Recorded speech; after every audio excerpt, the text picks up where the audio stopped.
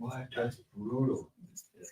And he's like worked there full time. Like he started an internship there last summer, and he's been full time, or pretty much full time since like actually doing his practice, and then just gets laid off day of graduation. That's fucked, bro. Why did you get laid off? Oh, my course is like fucking Slavic course is Really? and pretty much like global laid off like and you can a week and a half ago or something. Brutal. So brutal. Not making enough dough during the Oilers and Elks game, I guess. Sounds like the race might be up for grabs. Really? No, I don't. I was like, breaking news. .ca to learn more. 0% for 60 months. I'm not kidding. Where? Well, it's GMC Buick. And it's GMC's Adventure Calls event. Pick out a new 2024 Sierra with finance rates as low as 0% for up to 60 months. If you're a Costco member, you get another $1,200 off purchase price on any 2024 in-stock Sierra. We're talking half tons, 3/4 tons, even 1 tons. If you'd rather an SUV, we've got low lease payments and an awesome selection on GMC Terrain. So get in today and get your adventure on. Wolf, GMC Buick. We're making it easy. Scott here from Sherwood and St. Albert Dodge. It's our biggest sale of the year. This month, every new and used vehicle we have has been marked down and priced to sell. We have Ram trucks that are 25% off, brand new trucks, and we have hundreds to choose from. We have 0% financing up to 72 months on Grand Cherokee. Even though we know our prices are great, every single offer will be considered. We will work to get you the best financing terms. We will pay top dollar for your trade. We will do what it takes to earn your business. It's our biggest sale of the year, and it's on now at St. Albert and Sherwood Dodge.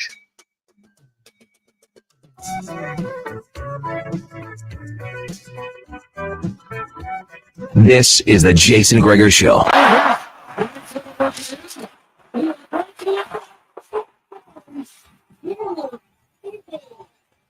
Presented by PlayAlberta.ca, Alberta's only regulated online gambling website.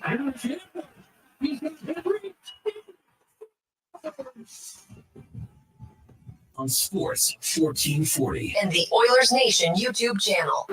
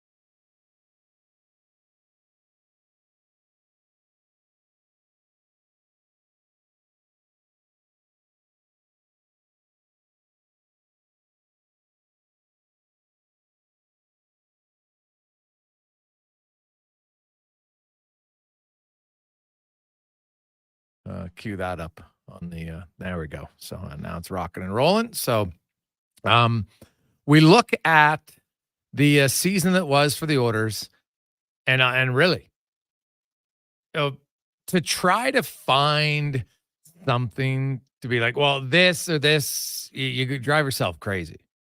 They got as close as you can get to winning the Stanley Cup without winning. You're in Game 7 of the Stanley Cup final, and you know what? It's a, they talk about a war of attrition at times. It's clear Connor McDavid's injured.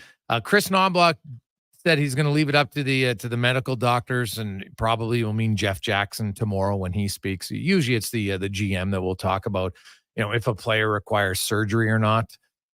for that. Now, McDavid's been battling an oblique injury. We'd mentioned this all year long on our show that, it was an issue. And it's one where, you know what, he would battle through it and then, kind of rear his head. And I'm like, there's a reason why he goes from a 64 goal scorer to a 32 goal scorer. He wasn't shooting as often, not with the same amount of velocity. And that's just part of it. So, anybody who's had an oblique injury, right, it can flare up and then maybe it cools down, then it's back. So, we'll find out soon enough how serious it is. Leon Draisaitl had rib injuries, hand injuries, according to Chris Knobloch. There were times on game day skates you weren't sure if he was going to play or not, but he always ended up playing. Obviously, Evander Kane had his injury. They called it sports hernia. I think the proper term is athletic pubalgia. We talked about that on the program. Sometimes does not require surgery, just requires rest. And hey, you know what? Who knows how many of the Panther guys were banged up? Like, you can walk around, you can function. We saw McDavid and Draisaitl, they move around fine, but playing a game is a little bit different. And, sometimes there's a big factor in luck here or there that goes into any team that wins. Lucky to stay healthy, lucky to get a bounce that goes off a stick or a skate that goes your way. It happens. And you know what? As gut-wrenching and disappointing as that loss was for the Oilers and their organization, it was a fantastic run. It's a team that I think when the playoffs begin next season, Edmonton will be a favorite. Barring some catastrophic injuries between now and then, there's no reason to see how that's going to go into play. Today, there's quite a few players spoke. I think 9. McDavid, Draisaitl, Nugent Hopkins and Hyman, Henrique and Fogle, Brown and Desharnais, and Matthias Janmark. The last 5 guys are all pending UFAs. Henrique, Fogle, Brown, Janmark, and Desharnais. And they're all in different situations. Listening to Janmark and Brown, those would be at the top of my list of guys that are going to sign in Edmonton. Then, now, make it no mistake, the other 3 in Henrique, Desharnais, and Fogle, I think would all like to sign in Edmonton, but the salary cap's a factor. I do expect the Edmonton Oilers, when the buyout window opens up, I think Jack Campbell is going to be bought out. He's a $5 million cap hit. And if he's bought out, then it's a $1.1 million cap hit next season. So that's a savings of $3.9 million. And that would give the Oilers $14 million in cap space. But they would have to sign at least 6 forwards, 2 defensemen, and a goalie. Now, Calvin Pickard, I think, can be a goalie. Philip Broberg needs a contract. He'll be one of those defensemen signed. Dylan Holloway needs a contract, but he's an RFA, doesn't have big arb rights or anything, so he'll be actually doesn't have arb rights coming out of his entry-level deal, so I don't think that'll be a hard negotiation. But then you've got Brown, and you've got Janmark, and you got Fogle, and you got Henrique, and you got Corey Perry, and you have Sam Gagner. Now, my understanding is, the Oilers and Perry have had a conversation. I think if he signs, it'd be at the league minimum, and he's probably signing to be your 12th or 13th forward. Is that a position that you could ultimately upgrade as the season goes along? Yeah, I think you could. So I think Corey Perry has a lot of the hockey sense and stuff, but, his foot speed at times is a question mark. But in the regular season, I think they want his leadership. They like it around the room. So I won't be shocked if he signed. I think Brown and Janmark are 2 guys they really want. Warren Fogel's a player who, plays some of his best hockey in the postseason. Thought he was solid this year in the playoffs. He had a solid regular season, career high 21 goals. But it's his first time as a UFA. And, he did say it would be hard to leave, but it's a business. And, I look at the Oilers and, if you have 14 mil and you have to sign, what do we say, 2 defensemen, a goalie, and 6 forwards, well, you do the math. That's 8 guys. If one guy gets $3 million, now you got 7 guys at 11 mil. It's just harder. So, how many of them will be $1 million contracts? I think Brown and Janmark will come in around there. I think Broberg and Holloway will likely be around there. So there's 4 for 4, and that leaves $10 million then for the remaining guys. There's not a ton of money in cap space world. So, Vincent Desharnais, I think he's a player the organization likes. He's being developed and drafted by them. right? He's 6'7". He kills penalties very well. You know, he wants to improve on his puck skills, right? Like he's never going to be Evan Bouchard with his puck skills, but you can always improve. But, you know, how many offers are there going to be? If I'm Vincent Desharnais, I thought Brett Kulak said it very well. The best advice he got from some players was when he got this close to free agency, he goes, well, you're this close now. You owe it to yourself just to see. And Brett Kulak, the door opened. He saw the offers. He weighed them and said, you know what? I'm staying and I'm signing in Edmonton. And that's what he did. Vincent Desharnais could do the same thing. We'll see. Maybe Warren Fogle does the same thing. Adam Henrique admitted that playing in a Canadian market, and he loved his time in Anaheim and New Jersey, but playing in a Canadian market was better than he expected. It was very eye-opening for him at just how much the team meant to the city and the fans. And he loved it. It was so much fun, he said. Right? And he did realize and recognize, like, this guy's a 24-goal scorer, right? He's one of only 13 UFAs who scored 50 points last year. If he wants to get paid, he can get paid. Now, he's already made $55 million. And as long as he's not completely moronic with his money, he should be set for life. His children should be set for life. And as Matthias Janmark said, you reach a point in your life, in your stage of his career, where it's about winning. You know, you make an extra $500,000 somewhere else, okay, but you want to win. And Edmonton clearly is a team that can win. You don't lose in Game 7 and just by fluke. Right? This is not going to be a repeat of 2007 where, you know, the Oilers have to trade off their best player in the offseason. And they don't bring Pekka back. And they don't bring Spacek back. Basically, your top two defensemen gone. Right? It's not the case. This is going to be very different. McDavid and Draisaitl here. Now, Draisaitl only has a year left on his deal. He said he really hasn't thought about it that much. I don't see it being that hard of a contract negotiation. Honestly, I think the toughest part of the negotiation will be term. The Oilers would obviously like longer. I think Leon Draisaitl, if I'm him, I'm signing a 4-year deal. I know some Oilers fans don't like that, but it makes sense. Honestly, it does. He gets top dollar, which he deserves. It's a 4-year deal. McDavid then signs for 4 years. That gives the organization more time to stay competitive. And if they're still good in 4 years, guess what? Then there's probably a good chance they keep staying here. And if not, then you move on. Maybe, like a lot of people in life, at that point, Draisaitl, you know what? Maybe I just want to experience hockey somewhere else. It's very possible it could happen. But I think Draisaitl, it's easy. Now, I see a lot of people talking about Evan Bouchard's contract. Now, here's if I'm the Edmonton Oilers. Now, arbitration obviously could be a major factor in it. That could be a significant factor.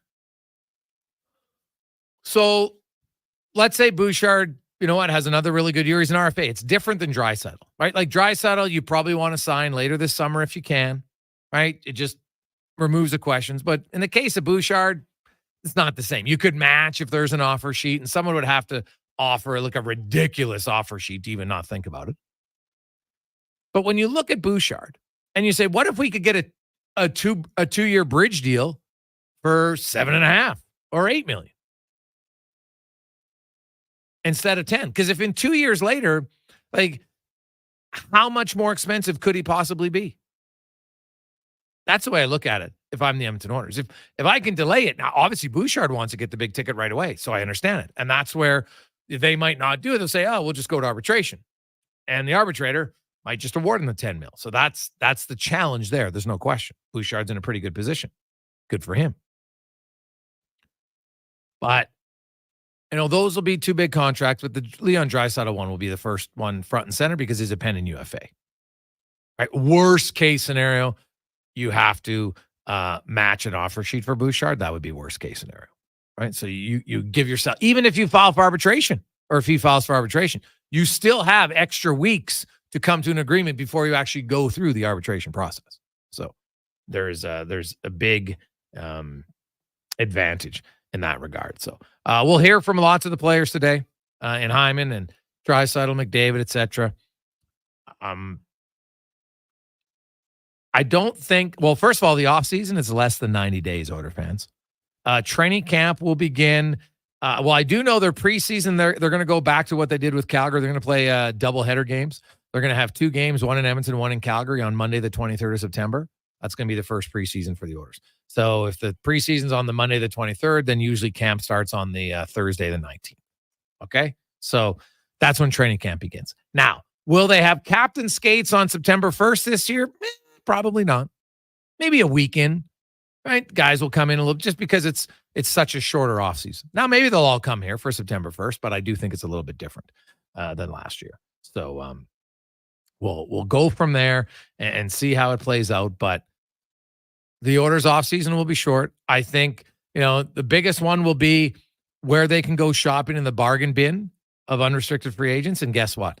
The Oilers are in a position now. Lots of veteran players who are UFAs will say, you know what? I'll take a little bit less money to go to Edmonton because I think they got a really good chance to win. Right? And you know what? Maybe there's a Drouin out there in free agency, right? Who signs for not very much, gets an opportunity to play, and you get really good value on it, right? Thomas Tatar, for instance, right? What if you sign him for $1 million? There's only 1.5 in Seattle last year, right? So if you look at it, because Edmonton, if you've got McDavid and Draisaitl, you have Nugent Hopkins and Hyman, you have Kane and Holloway, right? Brown and Janmark, maybe they're the third line guys. We'll see. So maybe they don't even have to do that, right? We'll see. But Edmonton, I think, is in a pretty good position where they're not going to have to overspend in free agency. Will there be a trade? Maybe. I know there's lots of talk about, hey, you move Cody Ceci, that frees up some money. Yes. But again, frees up money for what? Who are you signing? Do the Oilers need to go big game hunting in free agency? I don't think so. Now, maybe you free it up because you want to re-sign Adam Henrique. It's very plausible.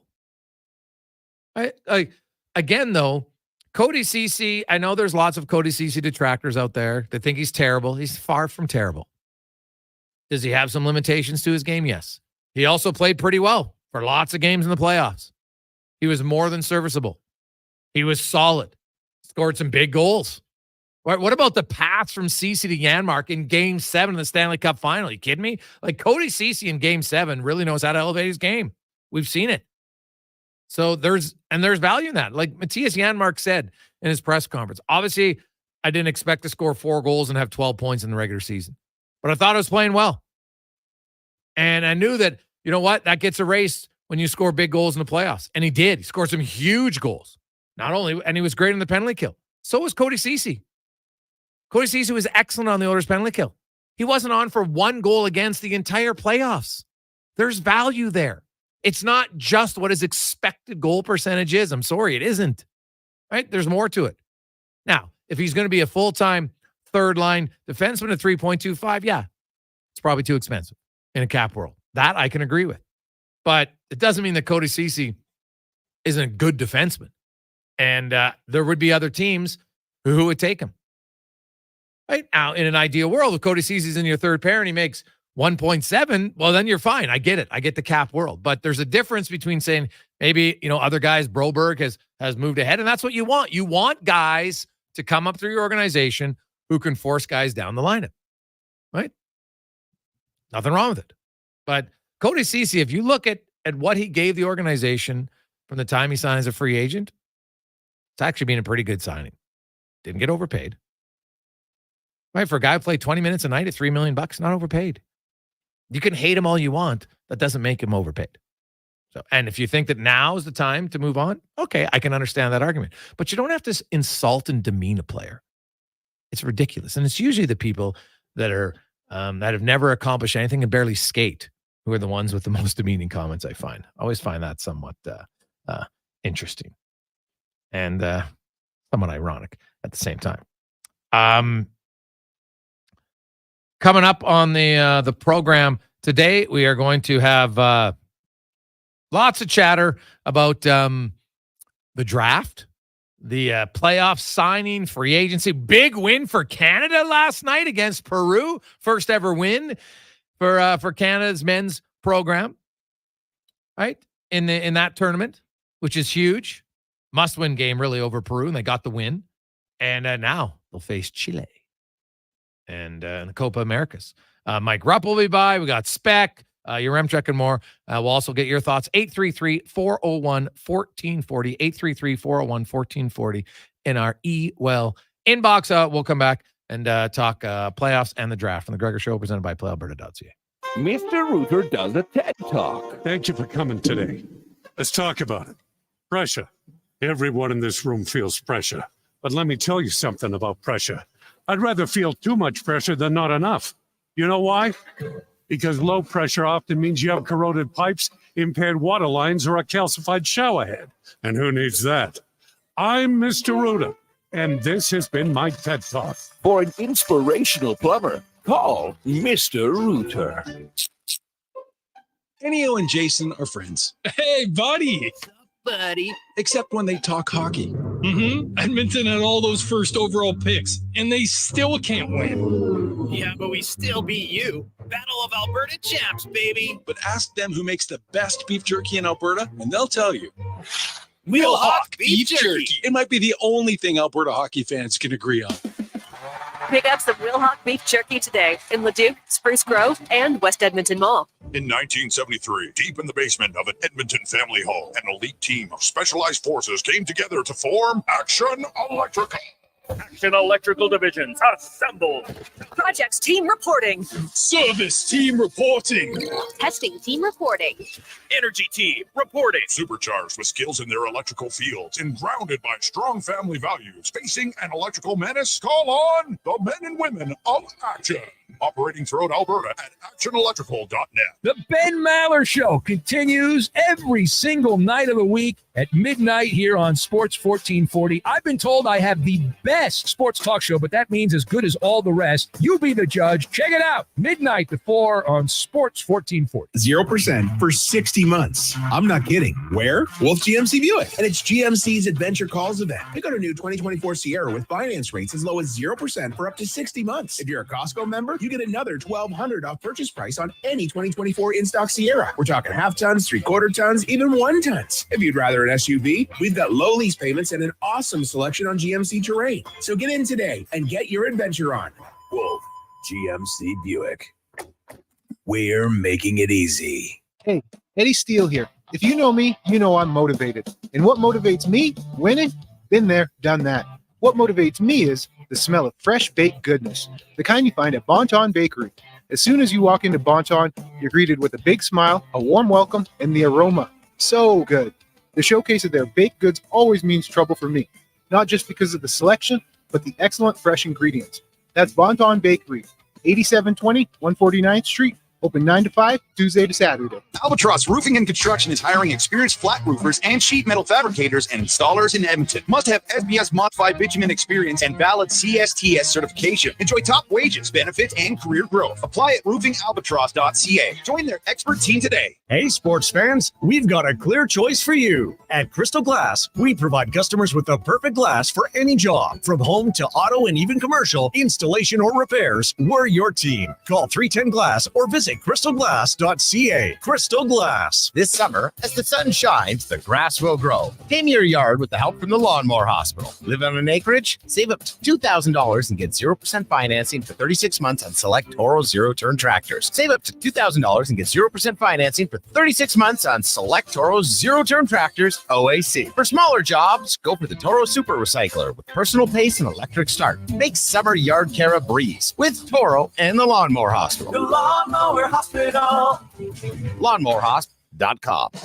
The ATV Classic is returning to Northern Bear Golf Club. An international field of professionals will battle it out on their path towards the PGA Tour. $15 gets you access to the tournament, or upgrade your ticket for premium greenside. Just to be able to put Net things proceeds into go to Yukon perspective, Course to and give I kids think we need aged that 6 to today, 18 access to play golf for just $5. Come see the future stars of which the is PGA Tour. Tired. ATV going on. Classic at Northern Bear 140. Golf Club. June 27th to 30th. Get your tickets at atbclassic.com.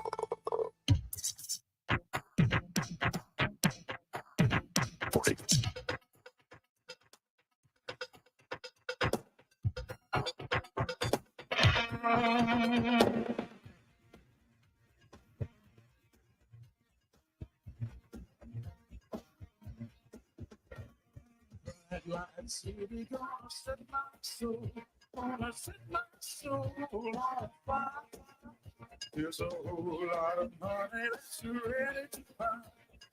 Get those stakes up high. There's about 30 that's waiting out there.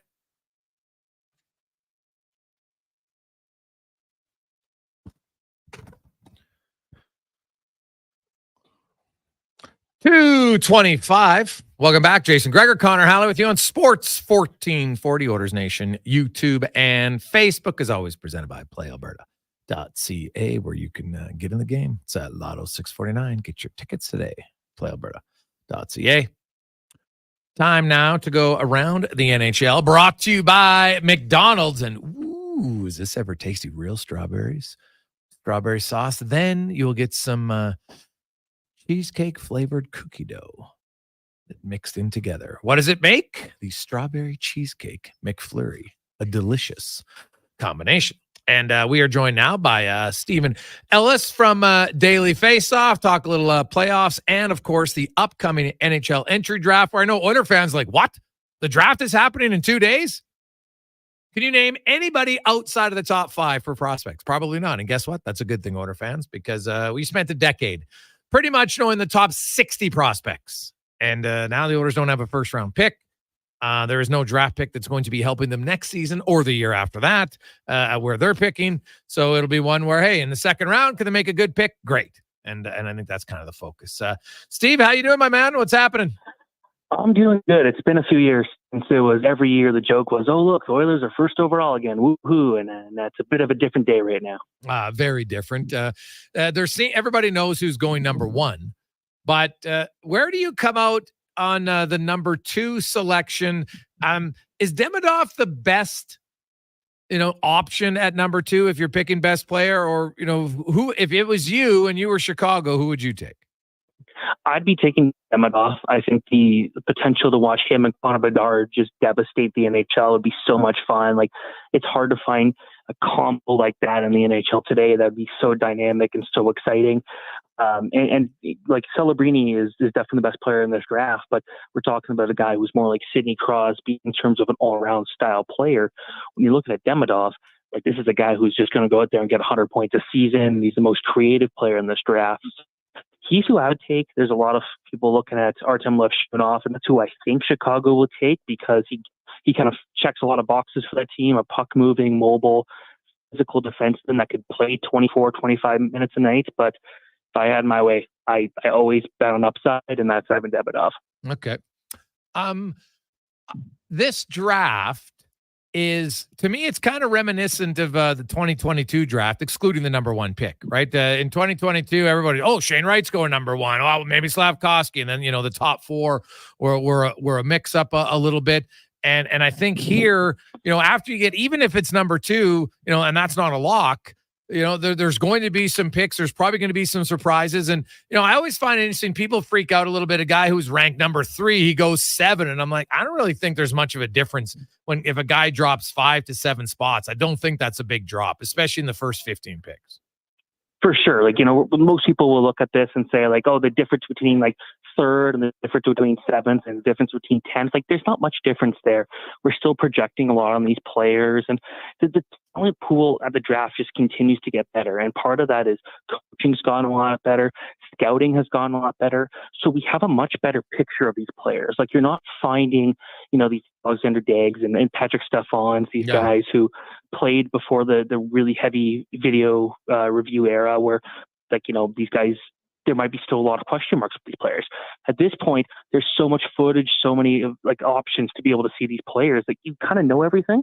And that kind of, just because scouting's so much better, I think we get a better read on which guys are going to be good. And that's why the competition's so tight. So, there isn't really number 1 is definitely number 1, number 2, number 3, and Demidov and Levshunov, they're close. After that, I think everyone's pretty tight. You look at the teams and, hey, lots of teams are saying, hey, our pick's up for grabs, which doesn't surprise me. Doesn't mean that you're ever going to get in a trade partner. And usually when it comes down to it, Steve, that's the risk here, because to trade up, it costs you something. In some cases, it costs you a second rounder or, a third. And teams are like, well, we like this guy, but we're not sure we like him that much. Like, when it's all said and done, usually there's maybe 5 or 6 draft day trades where guys are moving up or down. That's kind of what I see playing out. What about you for the first round? Well, you saw last year, and nothing happened on that first day, but I think it was still a pretty, there was still a lot of intrigue throughout that first round. This year, I do expect a bit more action just because, there are a lot of question marks for some of these teams. Like a team like Buffalo, they've got a really good prospect pool, but they need to start actually getting players that can contribute right away. I could see them trading their pick. The Devils were able to keep their pick this year and still get the goalie they want. Could that be in play to go get another piece? That'll be interesting. Every year there's so much talk about teams moving up.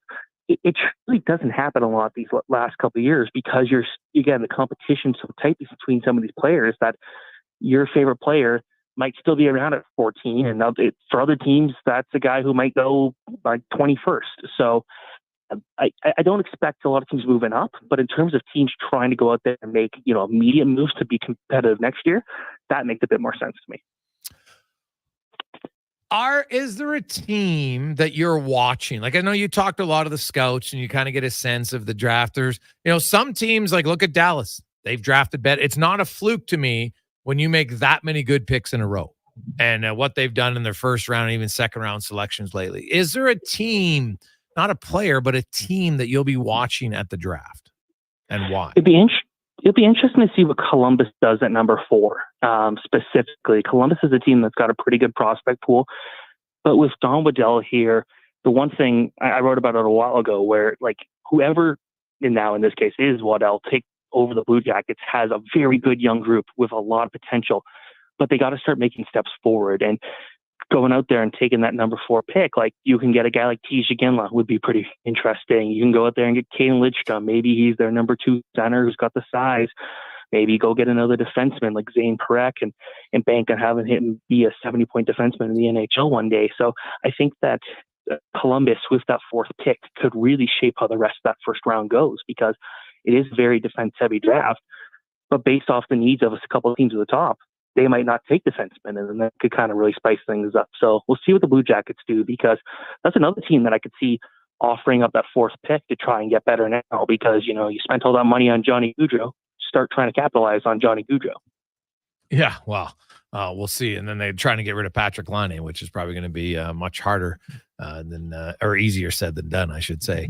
Now, you mentioned Columbus, and they've got all these young prospects. And young prospects, like every year, hey, look at this team's got a great prospect pool. I'm like, yeah, so what? Like, prospects pool doesn't mean anything because they don't all pan out, number one. And then, how good will they be? It's still a guess, even sometimes 2 or 3 years out of a draft. For a lot of the players. You mentioned Caden Lindstrom for Medicine Hat. And man, if you're a Medicine Hat Tigers fan for the next few years with him and McKenna and a few of the other young kids they have there, like, that's going to be a really exciting Western Hockey League team. He battled some injuries in the second half of the season, Steven. How do you think that impacts his draft status? And as a guy who's followed it along lots, do you ignore the injury for a player? Do you hold it? Do you try not to hold him against it? Is it hard as an amateur scout not to take that into consideration?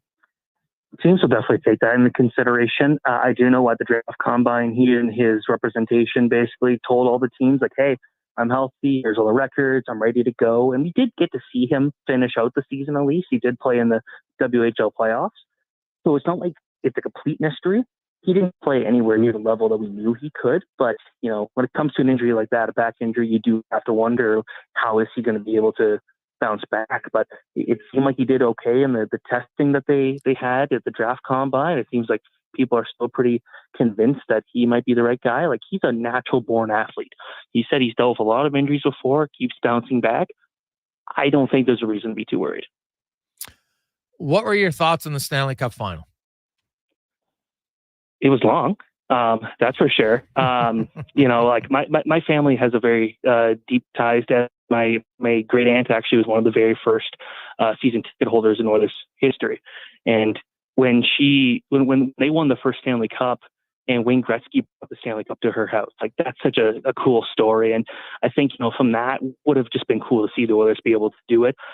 Watching, there were a couple duds in that series for sure. Even that 8-1 game, I know Oilers fans probably love that, but that wasn't great TV.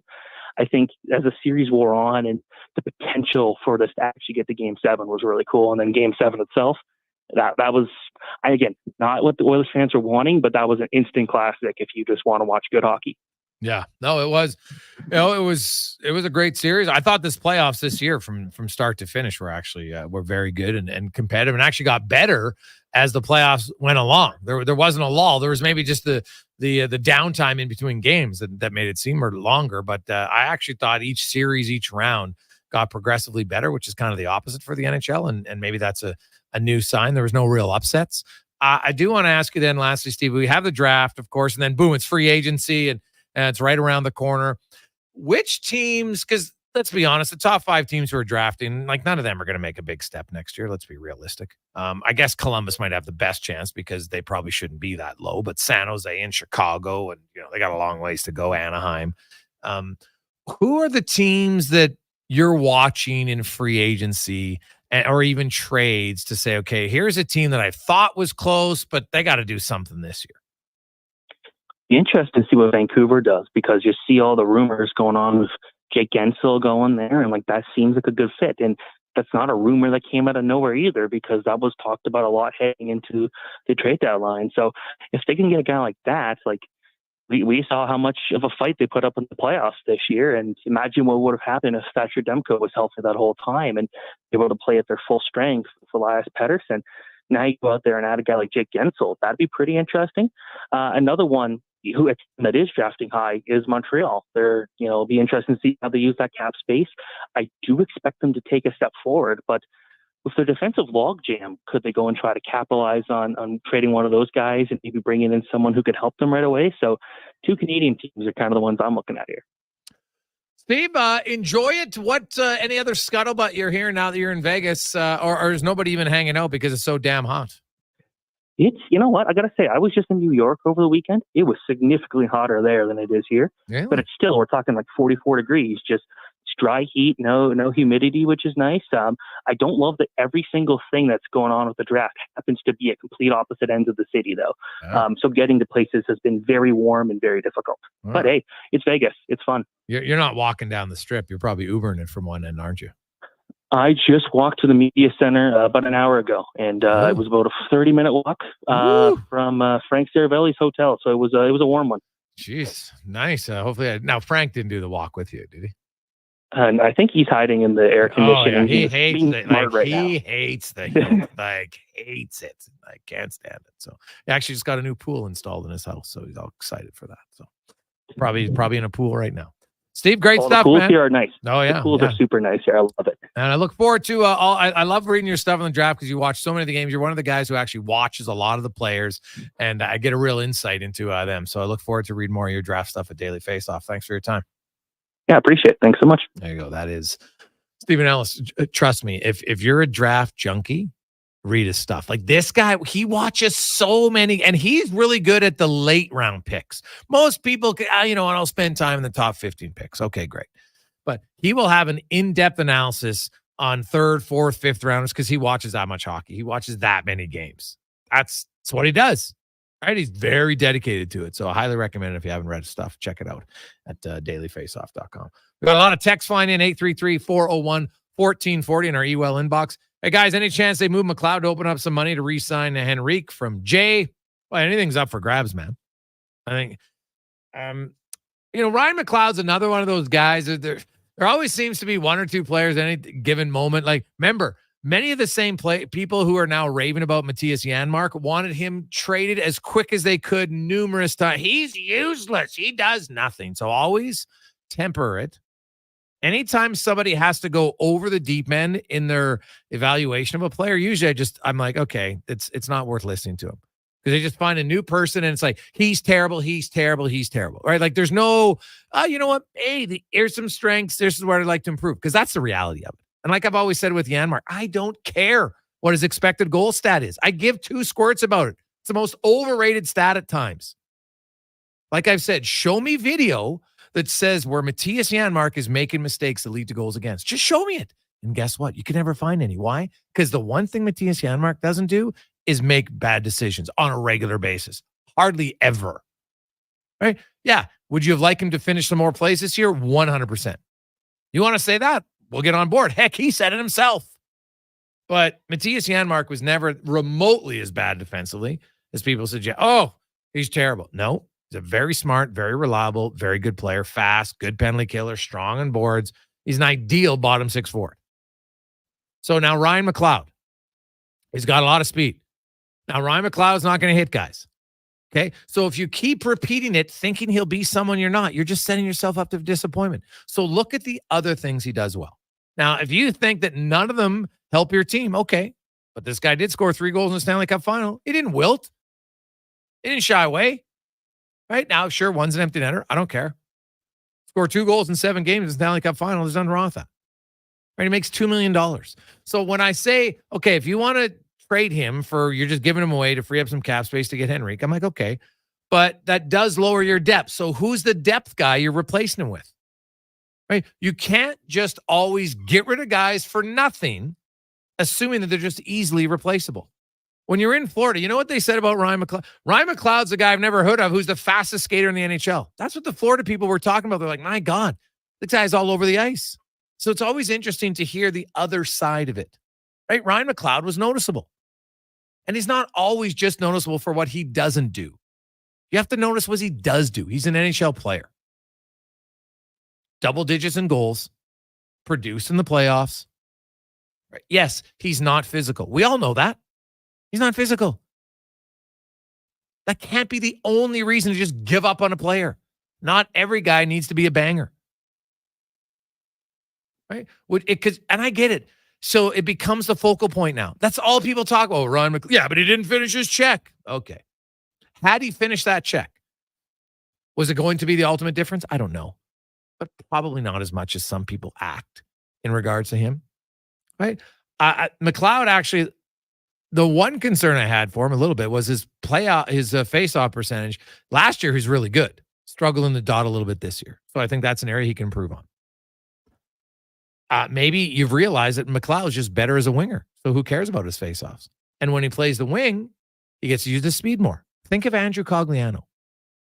Andrew Cogliano admitted that he pushed back on wanting to not be a center. He thought he viewed himself as a center, being a center his whole life. But once he got his head wrapped around it and he played wing in Anaheim, he's like, oh my goodness, it allowed me to get in the forecheck, use my speed more. So that's the same with McLeod.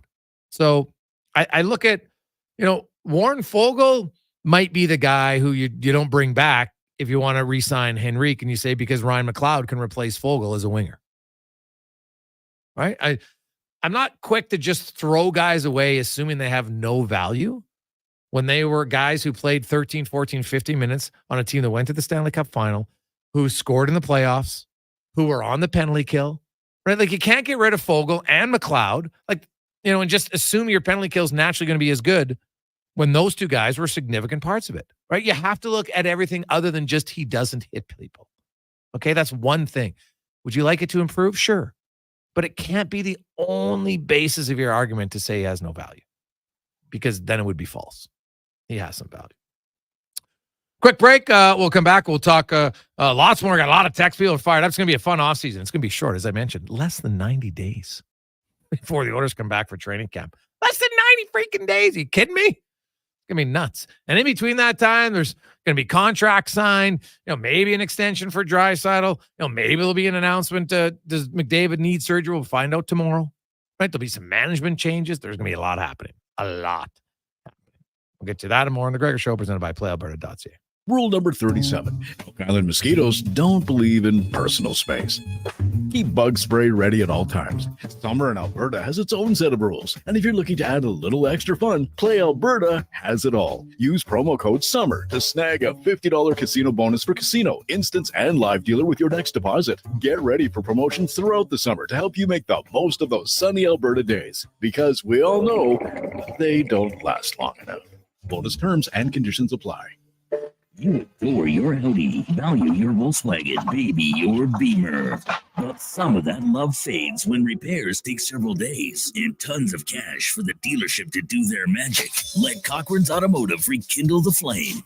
They'll professionally repair your import, usually in one day. Audi, BMW, Mercedes, Volkswagen, Honda, and Toyota. Cochran's Automotive will return her to mint condition. Open at 7 a.m. Let Cochran's Automotive repair your automotive air conditioning before things heat up. Cochran's Automotive, 780-452-5001. Experience more at the Edmonton Expo Center. Come for Canada's largest trade show, the biggest names in entertainment, exhilarating sporting events, and more. Stay for the experience. But it doesn't end there. Maximize your brand exposure with Edmonton Expo Center's new cutting-edge feature screens, spanning Western Canada's largest venue space. Captivate an annual audience of over 1 million visitors during iconic events like Pro Rodeo, Disney on Ice, Glow, K-Days, and so much more. To learn more, call 780-660-0514 or visit EdmontonExpoCenter.com today. Join NHL alumni at the Hockey Heroes Charity Alumni Weekend in Whitecourt on September 6th and 7th. A Friday night banquet featuring live entertainment, auctions, and a great meal, followed by a charity golf tournament Saturday at the Whitecourt Golf and Country Club.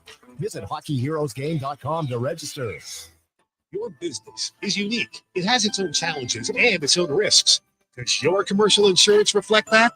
At High Street Insurance, we believe in a personalized approach. As an independent broker, we take the time to create a partnership with you. We get to know your business and ensure that your insurance coverage is specifically designed to protect what matters to you. Insurance that's dependable, transparent, and tailored to suit your unique needs. Good protection starts with understanding you. Reach out to us today at highstreetinsurance.com. Warmer, brighter days can make you crave something to sip. Booster Juice is busting out booster mixers, the summer fixers. Cold, tasty sippers in 5 vibrant varieties. The Mango Teaser, Berry Teaser, Almighty Acai, Game Set Matcha, and Oranges and Cream. Try all 5 and brighten your day a sip at a time. And try the Cookies and Cream Booster Ball, the yummy little bundle of almond butter, maple syrup, coconut, and gluten-free cookies. Visit a Booster Juice near you today or download the Booster Rewards app.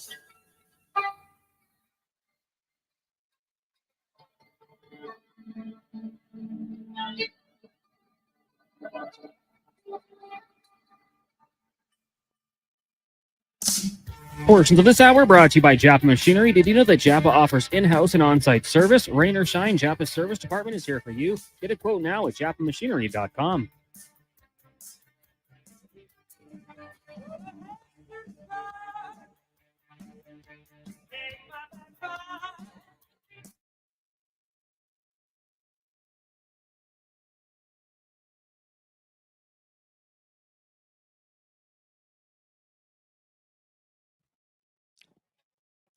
.248. Welcome back. Jason Gregor, Connor Halley with you on Sports 1440, Oilers Nation, YouTube and Facebook. How you doing? Hope you're having a great day. Did it still sting? I wonder how disappointing that was for Oilers fans. Of course, I was in Florida, saw many of them afterwards, and you know what? The pain's real. There's a lot of people upset. But you know, as Matthias Ekholm said before the game, the sun does come up. And I think a lot of Oilers fans take the time and they're like, man, that was a lot of fun. And now it's about, hey, this team is really close.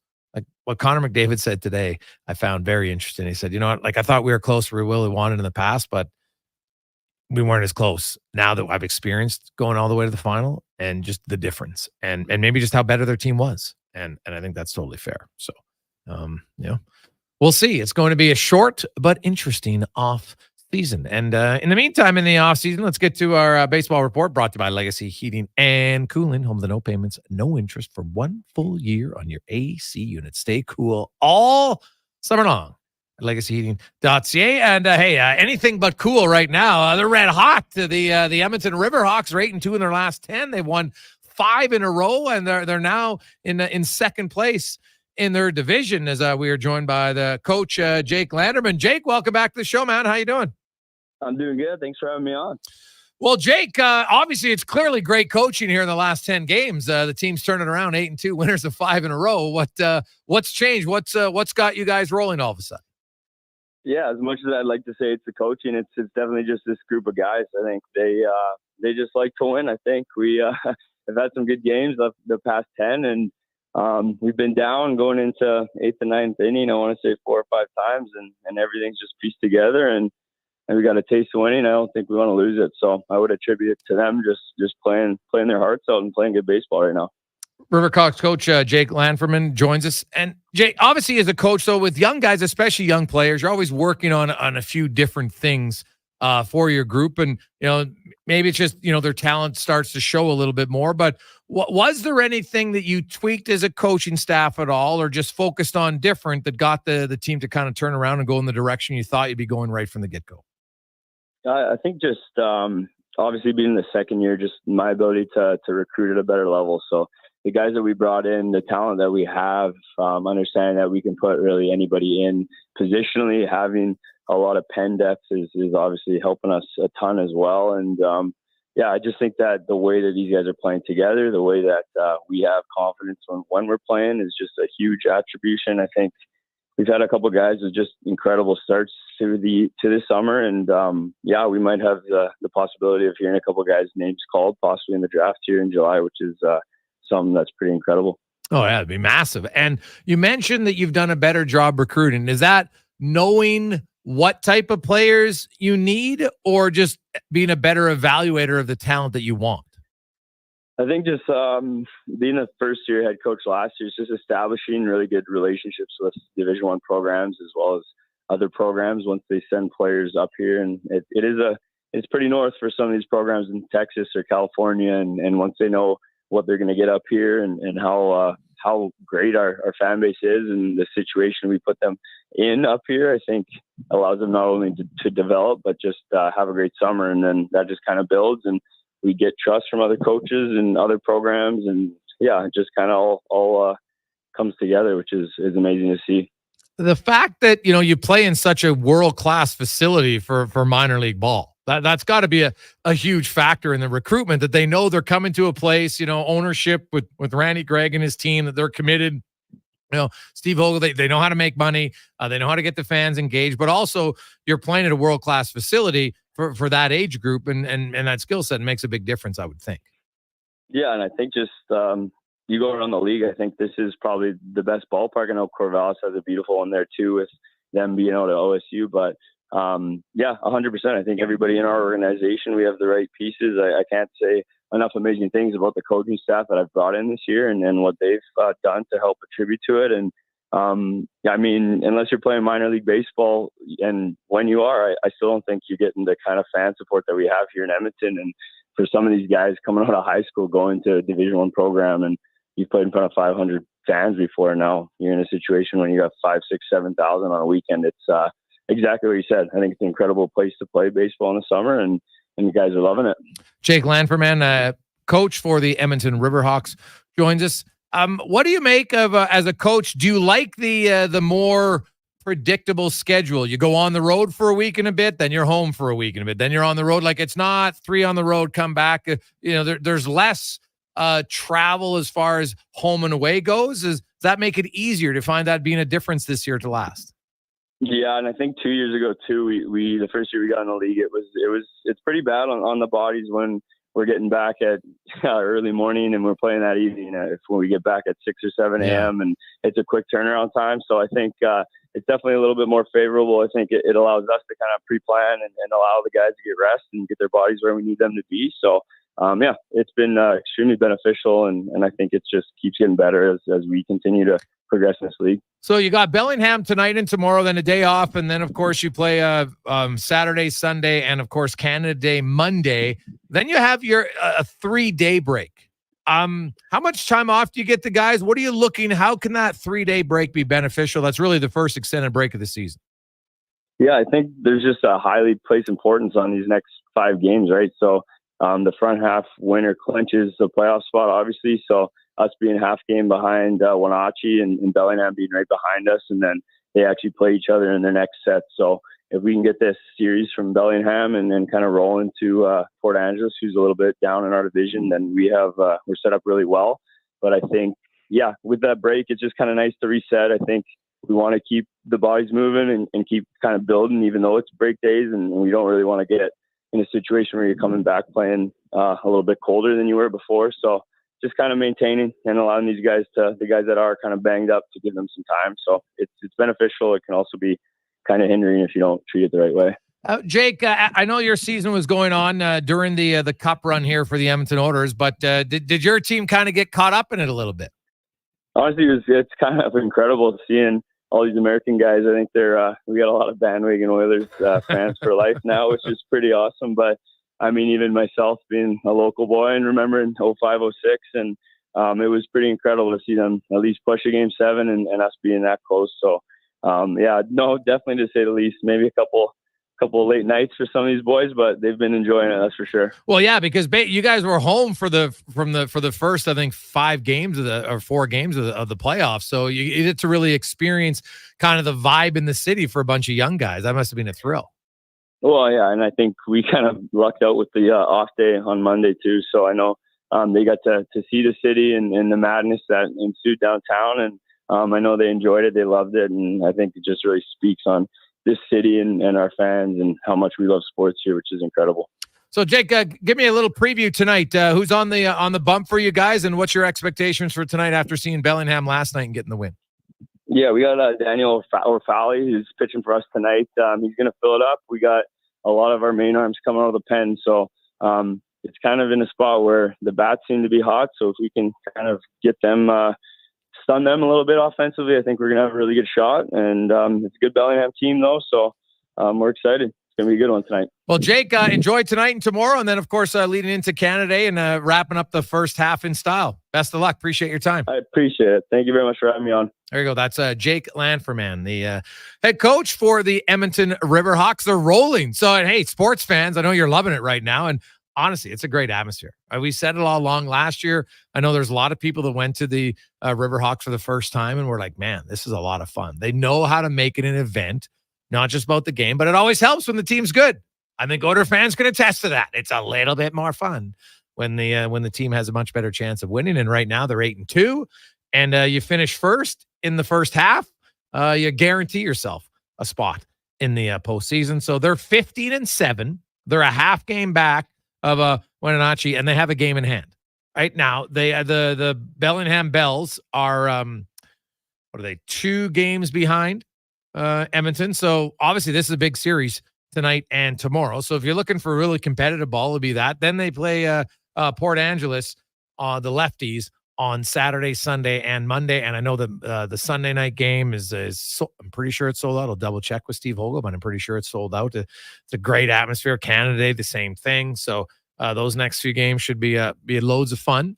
And the weather's starting to shape up a little bit. So helping for baseball and golf courses and outdoor pools and all the summer activities you should be enjoying now that you've probably spent the last 2 months really focused in on hockey, which was a load of fun. So there you go. That's the baseball report brought to you by Legacy Heating and Cooling. We'll get back on. We got lots more. We're going to hear from McDavid and Draisaitl. What is there any solace that you take from this run? We'll hear some answers from them on that. Also, Connor Brown, Matthias Janmark, 2 guys who I think the fan base are really respected and enjoyed their production in the postseason. 2 guys who made it really clear they want to stay here. And I don't think it'll take big salaries. Janmark even said, he goes, I'm not expecting big offers in free agency. Right? I think he's realistic. And, he said for him, hey, man, it's about he wants to be in a team where you can win. Right? So there's probably 3 options. So, as a pen in UFA, you would look around the league at teams.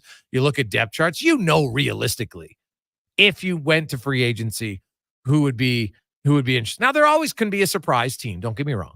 Right? Like Vincent Desharnais. I've said it. He's like, hey, man, we'll see how many offers I have. Maybe I'll only have 1. You never know. But I think he'll have a few. When you're 6'7", a right shot defenseman who's still really young in his development, like I know we've had some people say, well, he'll never say never about a player who's only got just over 100 NHL games. It's way too early. And the easiest example. Remember when everyone said, oh, Jordan Eberle can't produce in the playoffs because his first year in the playoffs wasn't that productive? Well, what happened since? Pretty productive player every year in the postseason. Why? Because he's been a pretty productive player most of his career. So, you look at a guy like Vincent Desharnais, who I think anybody who's watched him, he's taken big steps in his development. And, he learned and improved a lot under Paul Coffey. Right? Big guy, can skate well. What's he need to focus on? He's got a whole offseason regime that's focused mainly on stick handling, puck moving, puck skills, all that. Because he's big. He doesn't need to get bigger. Right? He'll still work out. His strength isn't an issue. right? He's a good skater. It's about just making more plays with the puck. And, Vincent even talked about it. It's more so him having the confidence to make the plays, right? And Paul Coffey really helped him with that. But he goes, like, even at times, he's like, geez, like, I got to put pucks on net. Like, look at Cody Ceci. Why did he score 3 goals in the playoffs? Because Paul Coffey's like, you got a good shot. Use the damn thing. And if you never have a coach kind of reminding you, sometimes if you're a defensive-minded defenseman who's only really ever been like, hey, just get the puck out. I don't need to contribute offensively. Well, that's not the case in today's game anymore. And when you shoot the puck as hard as Ceci does, then you need to use the shot more. It's that simple. Right? Like, no one's expecting him to be Bouchard. But, you chip in with a few timely goals. It can make a big difference. Let's get to the Con Man, a Sports 1440 update brought to you by Booster Juice. Stop in, get the Booster Juice mixers right now. 5 vibrant flavors for you to try. Some cold, tasty sippers all summer long. Download the rewards app from Booster Juice today. That's Booster Juice. This is the Sports 1440 update. Hockey Hall of Famer Glenn Taylor, who built and coached NHL's last great dynasty of the Edmonton Oilers in the 80s and helped resurrect the Rangers in the early 2000s, is retiring after 6 decades in the sport as a player, coach, and executive. Saber led the Oilers to championships in 84, 85, 87, 88, and 90, and served as the head coach in 932 regular season games. First round of the NBA draft gets going tonight, 6 o'clock down at the Barclays Center in Brooklyn. Keep it locked here on Sports 1440. Nav and Russell have you covered as it all goes down on Turn Sports from 6 till 9. And Bam Adebayo, one of the NBA's top defensive players and soon to become 2-time Olympian, plans to sign a 3-year extension with the Miami Heat worth $166 million. Major League Baseball today, a few games going on. Game 1 of their doubleheader, the Braves lead the Cards 6-2. Athletics up on the Angels 1-0, and the Padres have a 2-0 lead over the Nationals in the top of the 4th. The Jays will continue their series with the Red Sox just after 5 o'clock. And earlier on today, the Mariners knocked off the Rays 5-2. Phillies over the Tigers 6-2. Pirates dropped the Reds 6-1. Astros over the Rockies 7-1. You have the Royals getting past the Marlins 5-1, and the Rangers fall to the Brewers 6-5 in extras. Euro 2024 today, we saw Georgia knocking off Portugal 2-0. Turkey doubled up the Czechs 2-1. Scoreless between Belgium and Ukraine, and Romania and Slovakia drawing at 1 apiece. Later tonight in Copa, Jamaica takes on Ecuador. That'll get going just after 4. Then at 7 o'clock, Venezuela takes on Mexico from SoFi. And in town tonight, you got the Edmonton Riverhawks in action. They will take on the Bellingham Bells once again just after 7 o'clock down at Remax Field. Coming up in hour 2 of the Jason Gregor Show, we'll be joined by Andy Petrillo from CBC Sports and hear from members of the Oilers. I'm Connor Halley. This has been a Sports 1440 update. It's Sports 1440, a Stingray radio station broadcasting on Treaty 6 territory. Download the free iHeartRadio app and listen to CKJR wherever you go. CW Eves Troughing is busy. That's why they're looking for experienced troughers to run one of their trucks. To get paid top rates, contact CW Eves Troughing at 780-435-1492 or email info@cweves.com. The Junior Prospects Hockey League is entering its 3rd season of gameplay. The JPHL now offers academic and athletic opportunities in the 14U, 15, 17, and 18U age divisions. All JPHL games are broadcast live on Silent Ice TV with a showcase-style game schedule and high level of travel and accommodations for its team, staff, and players. To learn more about why the JPHL is the fastest-growing elite hockey academy stream in Western Canada, visit juniorprospectshockeyleague.com. Boxing Week pricing is back at the Brick, and that means amazing end-of-the-year sales during summertime. Save up to 40% off mattresses and up to $700 off sectionals. Also, take up to 25% off dining and bedroom packages. Plus, from June 28th to July 1st, find specialty Boxing Weekend deals, like mattresses starting at just $149.99. Make your dream home a reality with brand name items on a budget. Some exclusions apply. See in store for details. The Brick, saving you more. The Toronto Blue Jays are on Sports 1440. Every weekend, catch all the action with play-by-play announcer Ben Schulman. The Blue Jays, this Saturday and Sunday on Sports 1440. Edmonton's home for all things sports. This year's Edmonton Riverhawks Players Card Giveaway is at this Sunday's game. Get your free set of cards. Then head onto the field for a post-game autograph session with the entire squad. Get your ticket to fun and watch the Hawks play at gohawks.ca. The job isn't done until the last load is hauled, and having a semi-trailer out of commission is not an option. Whether replacing or adding to your convoy, Edmonton Trailer has a huge inventory of new and used semi-trailers, trusted by the gravel, logging, oil field, fluids, and freight industries. Find a trailer right for you online or at one of their 3 locations. For sales, service, parts, rental, and finance, when you're in it for the long haul, Edmonton Trailer. I'm Ryan Nugent-Hopkins. And I'm Zach Hyman. And when we're not making juicy, sweet passes or having my goals disallowed, we're working for Legacy Heating and Cooling. You know, guys used to call me a plumber. And now they call you an AC repairman. Nice. Hey, guys, you're not here to fix air conditioners. You're here to sing the jingle. Oh. Well. Okay. Call Legacy. Call Legacy. No payments and no interest for 1 year from qualified installers. Legacy Heating and Cooling. Over a calm, glassy lake, you cast your line. Your new Toyota sits majestically by the water's edge. A loon calls in the distance. Or a duck. Anyways, this moment isn't just a dream. It's an invitation to adventure. So stop dreaming. Red Tag Days at Toyota are ending soon. For a limited time, lease a 2024 Tundra 4x4 Double Cab SR5 from $164 weekly for 60 months at 6.99% with $6,899 down. Visit shoptoyota.ca or your local Prairie Toyota dealer today. Debt. Most of us have it, but it's the last thing we want to talk about. When we're struggling, we need someone to talk to. We want to be heard without judgment. My name is Parveen Middleton, and I'm a licensed insolvency trustee at BDO here in Edmonton. I talk with people about debt every day. I can help you find the solution to fit your situation. Talking about it is the first step to relief. Call 1-833-BDO-TALK or visit bdodebt.ca to learn more.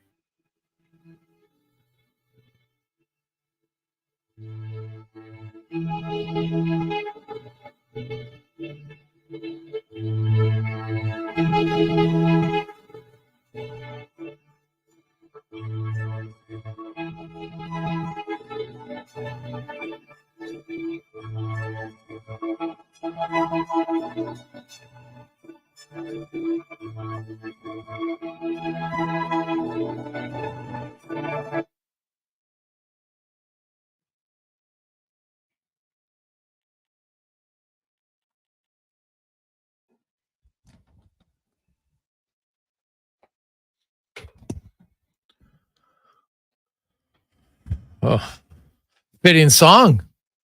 Might have played that one on Tuesday. A little bittersweet, because that's what the 2024 playoff run was for the Oilers and their fans. Man, it was sweet right up until the final few minutes of Game 7, because the players still felt they could win. I think most fans thought, hey, you know what, just one goal, and they had some chances in the third period. David and Hyman in front on the one, McDavid on the redirection of Bouchard's, like kind of the slap pass that just went over top of the net.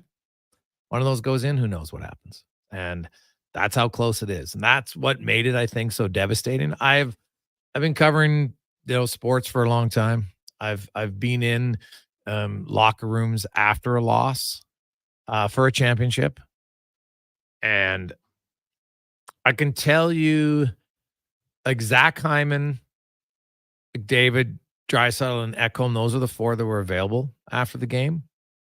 And again, and Hyman and Draisaitl, you could just see, not that McDavid and Ekholm weren't, but you could see, like, the devastation was even a little bit more noticeable. Maybe, Ekholm and McDavid were able to cover it up a bit, not much. Like, it was obvious they were devastated, but you could just feel it if you're standing right beside him.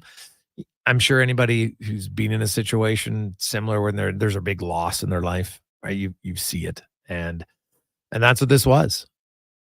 And it doesn't just evaporate in a day or two, but I do think today there was a little bit more ability from the players and which it makes sense, to see some light at the end of the tunnel for next year. right? Like Zach Hyman talked about the benefits of a shortened offseason is that you kind of, sometimes if you're out really early, like maybe you don't make the playoffs, he says like that competitive juice sometimes takes you a little bit longer to get back. Well, for them, they have such a short window that he doesn't see that being an issue. He says it's an easy reminder when you get that close, and it's just any day that you don't really want to work, it'll be easy to work because you don't want to feel that way again. No player does. No one. And Leon Draisaitl said, like, hey, and like you lose in this, if you're Dallas or the Rangers, it hurt, but I honestly think the closer you get, the more the hurt is. And that, to me, that makes sense. So, well, I'm very curious to see, like, if there was one thing that the Oilers, I think that they'll say to themselves that they would like next year that they didn't, they would want a home ice advantage for more than just one round. Like if you, of course you want to win the cup, that's Captain Obvious. But if there's one thing that they could control, because you can't control 100% winning the cup, you can have a little bit more control over how you perform in the regular season. And hey, for 70 games, the Oilers were the best team in the NHL. The best record. Highest points percentage. 70 games out of 82. Just don't go 2-9-1 in the first 12. And I think, like, if we were all going to play Alberta.ca and that was an actual option, no one would bet that the Oilers would be 2-9-1 at the start of next year. I don't even know what their schedule is. Like they could play 5 back-to-backs, and I still wouldn't pick them to be 2-9-1. It was just, and that's not why they lost. I'm just saying, if there's one thing, you know what, maybe like what was eerie to me between 2006 and 2024 is if you go back and you look at game 1 of the Stanley Cup final, both of those games, the Oilers would feel like they could have won and should have won. And if you do that, how different is the series? Right? Historically, the odds are way more in your favor when you win game 1. And maybe if it's on home ice, it could be a factor. We shall see. Gregor, I saw in your article earlier today at OilersNation.com, you wrote that you didn't think Ken Holland would be back in any regard. Why do you think that is? From Doug. Well, what I had said, Doug, to be completely open, was I said he won't be back as a GM, and I've known that and that's not me breaking a story. That's, I think, kind of being fairly knowledgeable. I've talked to Ken. He's been pretty open about what his plans were. He's had a long career as a GM. It's a lot of work. It's very time consuming. It's not something you can be half 1 foot in, half-ass in. You're all in or you're not in. And I think he's at the stage of his life where his contract was up, right? If he had another year in his contract, I think he'd come back. He'd honor his contract. But to be the full-time GM, not happening. I think for him and maybe a little bit the organization when they hired Jeff Jackson, right? Like, I think that it was kind of like a succession plan. I think that's fair. But the consultant part, I don't have a clear answer, to be honest. It might come down to, well, what's the contract? What's the time commitment? My understanding was, as of when I wrote that this morning, they'd yet to agree on anything and it seemed more likely than not that, he wouldn't be part of the organization. So, and that doesn't mean that it's acrimonious at all. It's just, you know what? Maybe when you're, ask anybody out there who's listening, where if you own your company, or you're high up in a company, and then they ask you to, or you're like, well, you know what, I want to do less, or you sell your company, and then you have to work for someone else. It's just different. And it's not that you're a bad employee, but you're used to doing something one way. And when you're the GM, you have final say. You just do. Well, when you're the consultant, you don't. And so sometimes maybe it's just too hard to do it. I don't know the exact answer for it. So I won't be surprised if maybe he's a consultant elsewhere at all. Right? I think he still loves the game and would like to be involved. He just doesn't want to. He's not ready to give the commitment that it takes to be a full-time GM. He's done it for almost 30 years. So I think he's probably earned that to say, you know what? Hey, my wife sacrificed a lot of time. He's a dad. He's a granddad. Loves golfing. wants to spend a little bit more time doing all those sorts of things. So it makes sense. So, hey, Gregor, they should trade Bouchard while his value is high. Let's be real. Not seeing it. Now, I will say this, I see a lot of people saying you got to back up the Brinks truck to Bouchard right now. My question is why? Like, how much better, more productive do you think he would be next year? Realistically. And so if it's another 80-point season, great. So then he's still going to be whatever, $10 million player, right? There's not the rush to sign Bouchard because he's also an RFA. And worst case scenario, he would file for arbitration next year. And then you go. Now, I know people mention offer sheet. Really? You're going to offer sheet Bouchard what? 11 mil? And Edmonton's like, okay. Like, it's not. The offer sheet would have to be so high for Edmonton to walk away. And that doesn't happen very often. Like, remember when Montreal offer sheeted Sebastian Aho? Carolina was like, oh, thank you. Like, that was the easiest decision ever for them. So I'm not a big believer in the fear factor of the offer sheet. It's great to be talked about and it gets a lot of clicks online, but there's really not a lot of teeth to the offer sheet factor at all. So I don't see it. You're not going to move Evan Bouchard at this point. Evan Bouchard's only 3 years in his career, right? I'm curious where he'll improve in his game because I saw big improvements in his game in the postseason, and that's 2 years in a row where Evan Bouchard has been really good in the playoffs.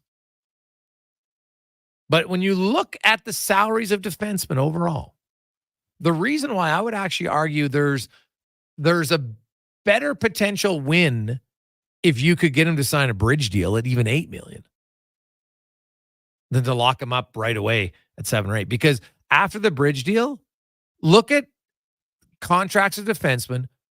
Has there been a significantly progressive, massive jump? If you still think he's going to be good in 3 years, what if you can get him for 8? Now, I'm sure his agent's like, well, yeah, duh. That's why we're not going to do it. So it's something to strongly consider. Strongly consider. So, but offer sheets, I'm not too. I wouldn't spend much time worrying about it on that. Like, you know what? And again, that's only happening next year. Like the Bouchard contract extension, it might not even happen this summer. I wouldn't be shocked, and I don't think it's a bad thing. He's an RFA. There's no rush. There's no rush at all to do it. You're not going to lose him. You still, at worst, you have to match the offer sheet, right? Or you have to negotiate when he files for arbitration. Then you have a 3-week month window, maybe more, depending on when his arbitration date is. So, yeah, I don't think that's anything to get overly concerned about at all. So, hey guys, what are the chances they move Nurse? Well, he's got a full no movement clause at $9.25 million. You move Nurse, you're going to have to bring back a bad contract. So if I'm the organization, I could see them spending another year with Paul Coffey and saying, hey, because I think Paul Coffey might be the first defense coach who's really challenged Nurse. And say Nurse is a real competitive guy. I'm kind of curious to see how he'll respond to it. And I think Nurse and Ceci as a pair were very good a few years ago, but as the game has changed to even more puck moving, it's not ideal. So, they seem to have more success apart. So if you put somebody with Nurse who's more of a puck moving guy where he can just get the puck to him more often, because Nurse can defend well. Off the rush, he can defend very well, especially when he's aggressive. Skates very well. And if he can move the puck to a partner and that partner's more responsible for making plays, I think that helps your team. So he's never going to live up to the contract. It's never going to happen. So it has to be one where you say, can we get him to the point where he can be a very effective $7.5 to $8 million defenseman? And you just live with the other million. Don't worry about it because it'll drive you crazy. It's not going to change. And that's, to me, how I would approach it if I was in the chair of the Edmonton Oilers. I would want a little bit more accountability. If you play poorly, take a book from Draisaitl, page from Skinner. Yeah, you know what? I got to play better and move on. Don't try to blame everybody else. Right? It doesn't work. It doesn't help you at all. That's been proven. So that's where I would come on that. So, hey guys, Holland took some heat over moves that ended up paying off. If not him, then who will step in as the critical juncture for the Oilers? This is a move Cates and company need to get right, from Jason. Well, Jason, I think it's Jeff Jackson. I think, as I've said before, Jeff Jackson is going to become, I think, the de facto GM here for the Edmonton Oilers. And that's their guy. This was a somewhat of a transition year where I think they worked in unison. It wasn't, I saw some early on, any decision that people liked, it was like, well, this must be Jeff Jackson and Ken Holland has no say. And that's obviously not the case. I talked to both gentlemen about that, and that's not at all how it works. And it's really not going to work, whoever the assistant GM and other guys are in the organization for Jackson. It's gone are the days when, like, somebody needs to have the final say 100%. But gone are the days where it's going to be a dictatorship. I think if you want to have success, that just doesn't happen. Hey, Greg's another guy that people ripped on was Broberg for Holland. That draft pick sure looking good now. 5 years out. What do you think his ceiling is? Good question, Peter. It's hard to put, limitations on players. Now, his point production, because he's not on the power play, and, unless Evan Bouchard gets injured, I don't see Broberg getting on the top unit power play. So that right away is going to limit some of his minutes. Now, if you noticed in the final, McDavid's line played a little bit like it wasn't as often playing just with Bouchard and Ekholm, right? They switched it around a little bit, and Broberg and Nurse played more with him. And so any defenseman who's going to play more 5-on-5 minutes with McDavid is like significant. I'm not talking one game here or there. I'm talking over a significant period of time. Your odds of having an increased production offensively heighten. There's no debate about that. So there's one thing. And if you split them up and it moves around, to me, that's a good problem. So, Broberg is a very unique player because of how he skates. I still think he can get a little bit stronger, which he's a young guy. I think that's going to help him. And really just, you heard Ekholm, and so many of the players talked about the biggest difference in Broberg's game this year, and not surprising, was when he came back to the NHL, he was much more assertive. He commanded and demanded the puck at times. He was using his legs to get up ice, and that's what you wanted from NHL defensemen. So I think, in a few years, like I look at this, I wouldn't be shocked if Broberg's the guy who replaces Ekholm's minutes in a few years. Right? That's how I see him. Could he be as offensive as Ekholm? Yeah, I think he can. I think he moves a little bit better than Ekholm does. But he's not as big and as strong as Ekholm yet. So there's going to be different ways to defend. And I think he'll defend more with his stick, like Lidstrom. Not saying he's Lidstrom, but how Lidstrom defended with his stick, more than just with size. But he can be a little bit of a hybrid because, he's a lankier guy. Like if you look at him just in his shoulders, like you can only gain, you have your natural frame. There's only so much weight and size you can put on it. You can't change your DNA. So he's not as Viking-esque as Ekholm, right? Like he's not as wide in the shoulders, right? He's not as wide as Clefbaum was. But I think he skates better than both of them. So he'll be different. It's a good question. But honestly, I won't be surprised if he's a top pairing defenseman later on in his career. And that's what he was drafted as. So might take a little bit longer. Nothing wrong with that. 324 and Edmonton Sports Leader TSN 1260. A lot of great questions coming in today.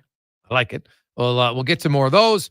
Also, We got a little soccer talk. Andy Petrillo, huge win for Canada. Massive win. Big goal for Mr. Davies. And how come the first one wasn't a red card? We'll talk about that.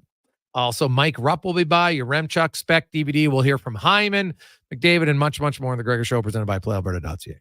Hi, Jason Gregor for Volvo of Edmonton. This summer, lease a new 2024 Volvo XC60 with 0% finance, or save up to $6,500 on select models for qualifying loyal customers. Plus a free 10-year, 1 million kilometer warranty with all demo vehicles. And if you're thinking hybrid, save $6,000 off all 2024 new and demo XC60 recharge plug-in models. Discover why we're Canada's only 13-time Volvo Excellence Award winner. 1205 101st Street Southwest, or visit volvocarsedmonton.com. Heavy hauling in the worst of climates can be dreadful. Take the stress off the job with AccuSteel Heavy Haul Trailers. They redefine heavy hauling with premium heavy haul trailers designed, manufactured, and battle tested in the harshest of conditions. And if your heavy haul trailer has issues, their full service and frame inspections will tell you exactly what's wrong and why. They take the guessing out of repair work with quality engineered frame repairs that get you back working quick. Discover the difference at AccuSteel.ca. I take possession of my commercial space in 3 months. I need lighting. I need a fire alarm. I need data. I need a generator. I need panels. Sounds like a job for the men and women of Action Electrical. Projects team reporting. We design, build, and construct all the electrical systems for your projects. Need everything to work right? Get the Action Electrical project team on your site. Facing an electrical menace? Call the men and women of Action. Operating throughout Alberta at actionelectrical.net. Late night sports, you got it. This is Jason Smith from Fox Sports. You can hear my show weeknights from 9 to midnight on Sports 1440. Mike Harmon joins me as we talk about what happened today in the world of sports, all right here on Sports 1440. Christensen Communities, the name in active adult living. Enjoy retirement living without compromise. At Christensen, we understand that each lifestyle is unique. We are committed to providing choice through optional dining, personal services, recreation programs, and care plans to suit your current and future needs. Enjoy maintenance-free living and build new friendships in a safe, independent community. Large suites with full kitchens and in-suite laundry, on-site amenities, and so much more. Find out more today about our communities across the province at cdlhomes.com.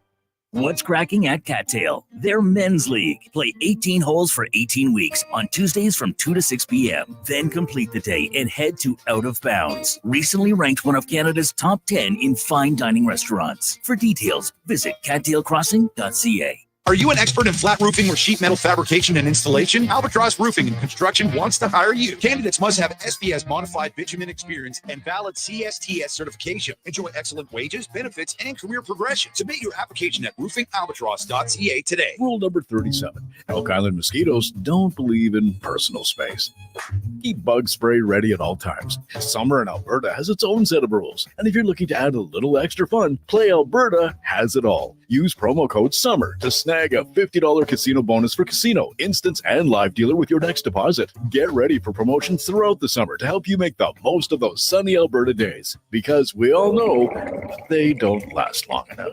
Bonus terms and conditions apply. The job isn't done until the last load is hauled, and having a semi-trailer out of commission is not an option. Whether replacing or adding to your convoy, Edmonton Trailer has a huge inventory of new and used semi-trailers, trusted by the gravel, logging, oil field, fluids, and freight industries. Find a trailer right for you online or at one of their 3 locations. For sales, service, parts, rental, and finance, when you're in it for the long haul, Edmonton Trailer.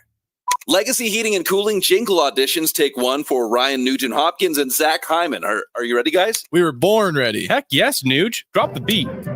Legacy, Legacy. We freaking killed it, Nuge. That's what I'm talking about, Zachary Martin Hyman. Nice guys. We're going to sell a lot of air conditioners. Hey, doesn't Legacy offer no payments and no interest for a year on those? Yeah. Well, thanks for the assist on the copy points there, Nuge. It's just what I do. Legacy Heating and Cooling. Warmer, brighter days can make you crave something to sip. Booster Juice is busting out booster mixers, the summer fixers. Cold, tasty sippers in 5 vibrant varieties. The Mango Teaser, Berry Teaser, Almighty Acai, Game Set Matcha, and Oranges and Cream. Try all 5 and brighten your day a sip at a time. And try the Cookies and Cream Booster Ball, the yummy little bundle of almond butter, maple syrup, coconut, and gluten-free cookies. Visit a Booster Juice near you today or download the Booster Rewards app. Actions speak louder than words. Japa Machinery Group puts your construction plan into action with XCMG construction machinery you need. Available for rental or sale. Learn more at japamachinery.com.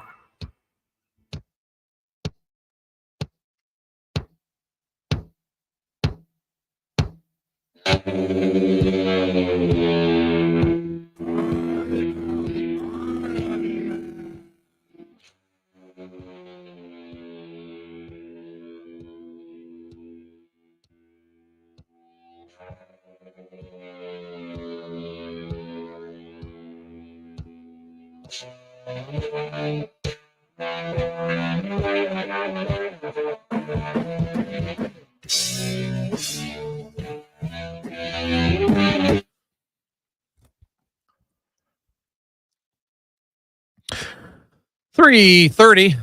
Welcome back. It is the beginning of what will be a very short offseason, Oiler fans. Less than 90 days. Think about that. So today is the 26th of June. There's 5 days left. Well, 4 more if you want to. Don't include today. Then there's 62 days in July and August. So yeah, you're up to 66. And training camp will begin on the 19th of September. So that's 85 days. That's it. And then they're back for preseason, which will begin with, my understanding, is a doubleheader. It's not really a doubleheader. It's not back-to-back, but simultaneous games. Oilers and the Flames, like they used to for many years. Kill 2 preseason games on one night. Glorious. So that'll be on Monday, September 23rd. So there you have it. Not that long, is it? Not long at all. Now, let's get to our big guest of the day, brought to you by the Female Super League, which is brand new for girls, 12U and 14U, who are looking at continuing their development. Of course, with the PWHL, that's even more important now than ever. So you want your daughter to get involved, femalesuperleague.com. As we are joined by Andy Petrillo from CBC and One Soccer. And Andy, big historic night last night for the men's team as they get their first ever win in Copa America. It is a 1-0 victory over Peru in really hot conditions. What did you make of the performance last night for the Canadian men? Yeah, it's well, I mean, first things first is you want to look at it from 2 ways. And the first one is glass half full. And this is pretty incredible. So Jonathan David gets their first ever goal at a Copa America tournament. This is their debut in Copa America. And then they get their first ever win at a major international tournament because Gold Cup is within their federation of CONCACAF. We're talking, playing outside of your region because, as we know, they never got a result at a World Cup before. So that's huge. Like, these are things that are exciting. They get their first win under their new head coach, Jesse Marsh, as well. So there's a lot to be excited for in that sense. And they put themselves in a really good position against Chile. A draw will get them through. Again, you don't want to take your foot off the gas, but at least they're not in a must-win situation. And they're definitely not in a situation where they've already been eliminated and the third game means nothing, right? So this game means something, and it's a comfortable game. So to say, even though Chile is better than Peru. But the reason why I say there's a glass half empty here, Jason, and you're kind of left a little bit wanting, is because they did get outplayed. And this is one of those situations where, did the Canadians outplay Peru or did Peru self-destruct? And I feel like a lot of people feel like Peru self-destructed. When their coach came out and said they were ready for the physicality, I feel like he put that in his players' heads a little bit. And they literally came out a little too aggressive, and they put themselves in a hole here. And, again, Canada couldn't really muster much passing. They couldn't really muster much chances. Again, in a team that went down to 10 men, they only managed 5 shots, 2 of them on target. When Jonathan David scored his goal, that was their first shot on target. for Canada. So they're taking, on a team that's down a man in that second half. And then in the final, 10 minutes of the game, they're under siege. How are you under siege when Peru is down a man? And Max Crepeau in stoppage time has to come up with 2 big saves. So it's you're kind of looking at that going, this is phenomenal. They get this win. I'm so happy Jonathan David gets off the horse and scores a goal. But on the other hand, I'm looking at it going, you play that way against Chile, and you're in trouble. So it's a little kind of odd feeling after the game. How much do you think the conditions played a factor for Canada? Well, I think the conditions just played a factor all around. In fact, Jesse Marsh said after the game, which was kind of shocking, and they obviously changed course, was that he was approached by the referees before the game saying they weren't going to do a water break. They'd taken some sort of temperature and said, well, we don't need water breaks. And Jesse Marsh was like, well, did you take those water breaks in the shade? What are you talking about? This is horrendous. And as we know, in that first half, the assistant referee went down. Yes. Max Crepeau, the Canadian goalkeeper, had to rush to his aid. And it was devastating because then there was this one shot where he gets up, all the fans are cheering because they see the referee stand up. Not for long. His eyes rolled back in his head and he went back down. Now we have heard he's okay, but that was heat exhaustion. It wasn't good. So it was a bit of a slower paced game, I'm sure.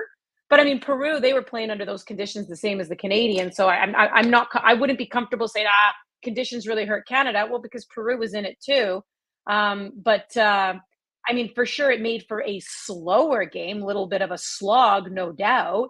But I don't think that affected their play. If anything, I think it was more personnel, and I think it was more some of the changes that Jesse Marsh made in his lineup. Yeah. What did you make of his change? Obviously, the probably his biggest change was at forward as far as paying off. Yeah, I mean, so he made one change, but it was a change that had a trickle effect. So he basically put Richie Larea in. So he put him as the left back, and he took out Tejan Buchanan, which means he moved Alphonso Davies further up the pitch. So now Davies is further up the pitch, Alphonso Davies, and he has Richie Larea as the guy behind him, and he moved Liam Miller to the right side. So it had this knock-on effect that I don't think it worked. Alphonso Davies is working as a left back. I cannot stress, everyone is stressing this. We are all yelling this from mountaintops. And yes, it's nice that he's able to play a little further up the pitch, but I think he's able to do that because now we saw this great relationship being formed with Liam Miller. But at the end of the day, it's Alphonso Davies as your left back. Well, now you move him up the pitch, you put Richie Larea behind him. There was no chemistry there. I felt like Davies was completely taken out of the game. I actually don't. This is my assumption, but I have to say, Jason, I don't blame him at all. He probably saw some of those hard tackles that Peru was giving as well. And he was probably going, I'm not going to go in for those challenges. Why do I want my legs snapped in half? Would never blame a player for looking at the opposition going, this is insanity, right? But I really think that change that Jesse Marsh made, I think it made Liam Miller, sadly, a little ineffective. He's never really played on the right. And I think it made Alphonso Davies ineffective. And he's somebody you need out there. So I wonder if he will go back to what we saw in those previous games against Netherlands, France, and then Argentina, because I don't think that quite worked. And Petrillo joins us. You mentioned the physicality of Peru. They probably could have had 2 red cards in that game, realistically. Sure. And, it was interesting. I watched the Canada-Argentina game, and I'm like, what the hell is the coach talking about? Now maybe I didn't watch as close as I thought. I didn't think it was that physical. What am I missing here? Yeah, and he kept referring to, Canada tugging on the jerseys. So what? Your player headbutted another player. And got away with it. Yeah, that is mind-blowing because it's the fact that VAR didn't tell the ref to go and review it. So VAR made the decision, it's all good, it's fine. I'm like, what are you looking at? How did you mess that up so bad? That is violent conduct. 9.9999999 times. That is a red card. You cannot do that. So I think that Peru, again, self-destructed, self-imploded, idiotic, hard tackle now on Jacob Schaffelberg. He's lucky he didn't break his legs. Again, that's a red card. And even though their coach came out and said, well, our guy got the ball first. Yeah, he got the ball first. The follow-through was complete BS. And do I believe that the referee did a little bit of a makeup call? Yeah, I do. Because I bet you at halftime, he went into the room. He probably looked at that headbutt and was probably even thinking himself, VAR. How could you not have told me to review that? Right. So you got a little bit of a makeup call, and they do end up getting that red card. But to me, that was like a self-fulfilling prophecy by Peru. Their coach was coming out. He was talking about aggressiveness, violence, going out there with our fists ready to go, all in preparation of Canada being that way. And it's like, nah, bro, that was you. You did that. Canada didn't do that. You did that. You brought it upon yourself. So I think the Canadians, quite frankly, are lucky to get out of that game without someone having a busted head or a broken leg, because I thought Peru was completely reckless. And Petrillo joins. So let's move ahead now to the Chile matchup. And, obviously a devastating loss for them. They give up a goal in the final 2 minutes of that game against. So does Canada need a win to move on? Does a draw move them on? How's it work? Yeah, a draw will move them on. Okay. So that's why, they put themselves in a really good position. But, I think for their own sake, for their own confidence, for the growth of the team under Jesse Marsh, we just need to see some things here, Jason. Obviously we want to see a win, but we also just want to see goals, and we want to see chances really being generated. Again, like I said, Peru going down to 10 men, and Canada finishes the game with 5 shots and 2 on target. How? And the only thing I can look at is they're just not generating enough, perhaps from the midfield, right? Maybe they're not generating enough from the back. Maybe last night's game, okay, you can look at Cornelius, Bombito. Were they a little bit off too? Was the weather a factor? Was fatigue a wee bit of a factor? Did the chemistry change a little bit with Richie Larea coming on in? Again, Davies not playing as far back. Now he's playing a little further up. But I think you've got to look at that midfield of Stefan Eustachio and Ismail Kone. I don't think it was a great game for those two. And I think, in particular, and this is where it gets, it's pure speculation. But being in the game as long as I have in the game of pro sports, I know that these things can be a distraction. So heading into this tournament in particular, there was a lot of talk of teams being interested in players. And one player in particular that was garnering a lot of attention was Kone. So you can't, and this is where I kind of get frustrated with agents sometimes too, Jason, because I know that agents will use these big tournaments as an opportunity, plant seeds, and they go to reporters and they drop a little information. Hey, this team's interested, that team's interested. And then reporters go on their social platforms or they go on air, and it just basically perpetuates this whole rumor cycle. And as much as players try to shut it out, I bet you they're reading it, they're hearing it, they're seeing it. And I think for Kone, who would love to move, I'm sure he would love to move on. He would like to go to a higher league. Right now he's playing Watford, he's playing championship. I'm sure he'd love to be in a top league. He's probably looking at these rumor reports too, going, okay, I got to play my best. And then there's just this unnecessary added pressure sometimes that they put on themselves. He's in his early 20s. He's been a pro soccer player for 2.5 years. So there's a lot of inexperience there as well on dealing with emotion. So even though he's physically built himself up and he is mature beyond his years, he's so lovely to be able to interview, but his maturity on the pitch and dealing with certain situations, I don't think is there yet. And I do wonder a little bit if because now, again, the biggest rumor coming out is that Marseille and Ligue 1 is interested in him. You're telling me a player is not looking at that going, oh, I got to put more pressure on myself, got to play a certain way, got to do this, got to do that. And then you just end up buckling, you freeze, or you end up trying to do too much. And I feel like that was the case for Kone. And I just don't think the forwards were getting the ball distribution that they needed. That needs to fix itself against Chile for sure. Well, I guess the positive is it sounds like Canada didn't play very well and they still won. And at this point, all you need to do is win. And so if they play better against Chile, then, and even if it's a draw, then they move on, which to me would be massive because they're just looking for more experience. They wanted to get into this tournament to play these type of teams and to adapt. And it's definitely a different style than what they're used to, right? In CONCACAF. I think that's the one thing I've noticed. So I think that's probably a good thing. And I look forward to the next match. If they go through, let's say they get a tie or win, a draw or win. Do you know, is it set who they would play in the next round yet? I'd have to look that up. I need to just double check because I think they might have is there such thing as a decent path? I mean, the competition is definitely going to get stiffer. If they do go through, they will definitely end up finishing second Yes. in their bracket. So if I were to take a look at their bracket and see who they'd end up playing, I could probably tell you that.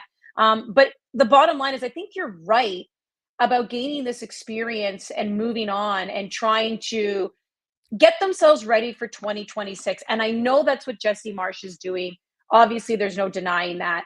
And he's not going anywhere. He could have lost all these games, Jason. And I think we're all under the consensus that Canada Soccer wasn't going to fire him. He was always going to be the coach heading into the 2026 World Cup.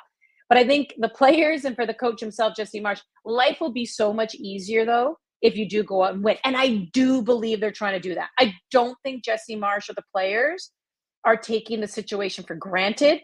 Like, I don't think Marsh is like, oh, I'm the coach at the World Cup, so if we lose, it doesn't matter. We're just learning along the way. I think he knows that soccer fans can only take that kind of messaging for so long before they get pretty antsy. So he knows that. He understands that, which is why I do think that win also was so huge. It was the first win under him. So he understands what that means for the confidence moving forward for sure. Andy, great stuff. Enjoy your visitor, and we will talk to you again next week. Who needs a doorbell when you have dogs? I'm telling you. Who's knocking on my door now? Thanks, Awesome. Have a good one. There's Andy Petrillo from CBC and One Soccer. Oh, so funny.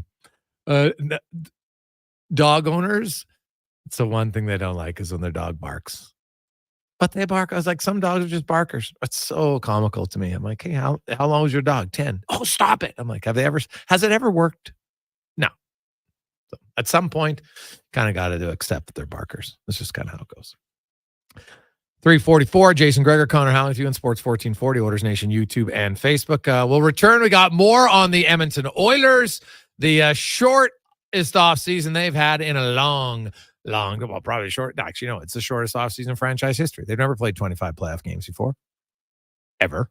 When they played 24, it ended a week earlier. Training camp will open up, I think, on the 19th of September because they maybe the 19th, and then their first preseason game is scheduled, I think, for the 23rd. They play 2 games against Calgary. And boom, they're right back at it. So lots to discuss. Some off-season moves for the Oilers. Management changes are coming.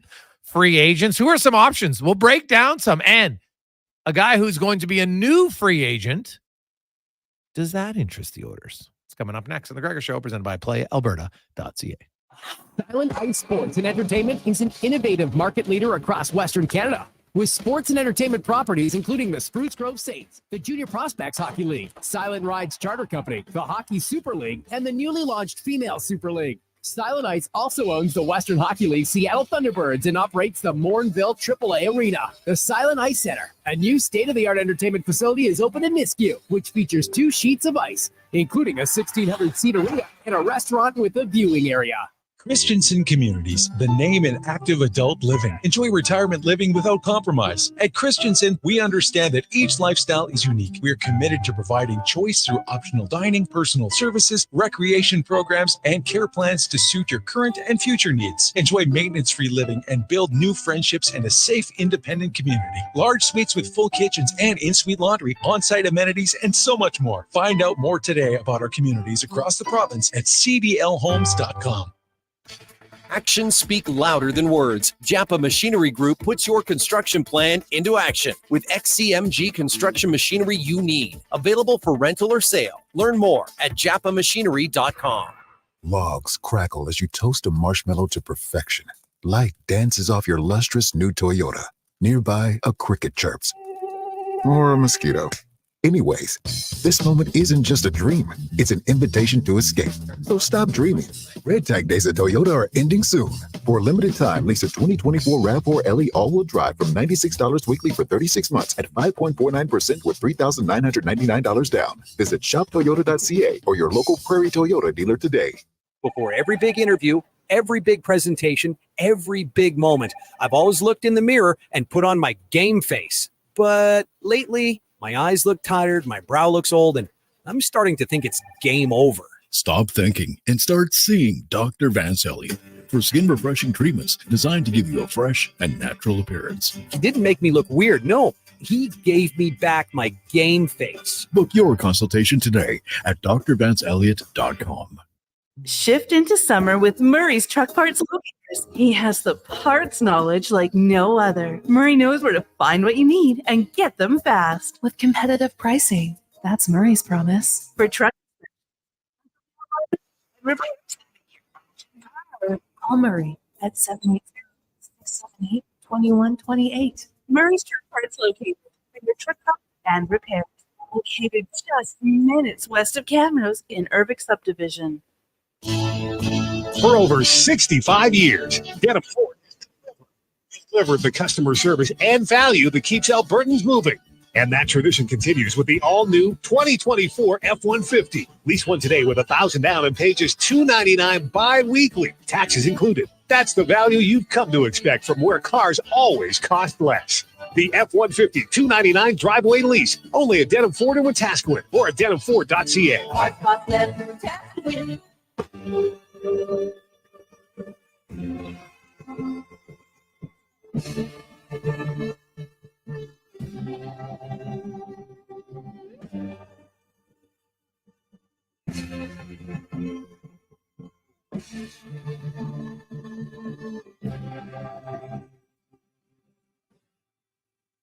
In a white room with black curtains near the station.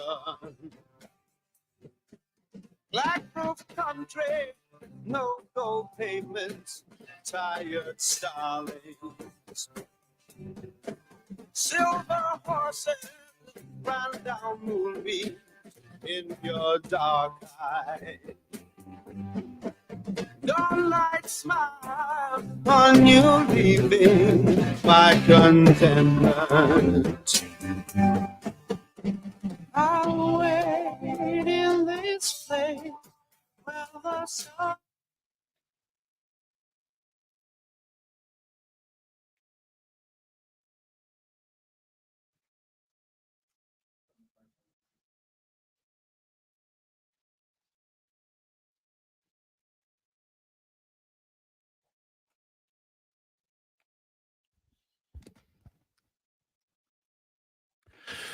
$351. I know I've been out of town for a few days, but man, it's some weird conspiracy theorists about sports and the Oilers and Draisaitl that are texting the show today about things they see. Oh, I saw this in the handshake line, and so said this, and I'm like, yeah, I don't see it, my man. I don't see it. So.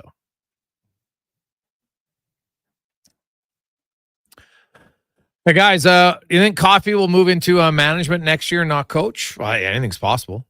All I know is, and again, this was before the playoffs because right near the end of the regular season, and Paul Coffey told me that he had more fun coaching than he ever expected. He really enjoyed it, and the players, I think, really resonated with him. Now there is a big commitment to coaching. There's long hours.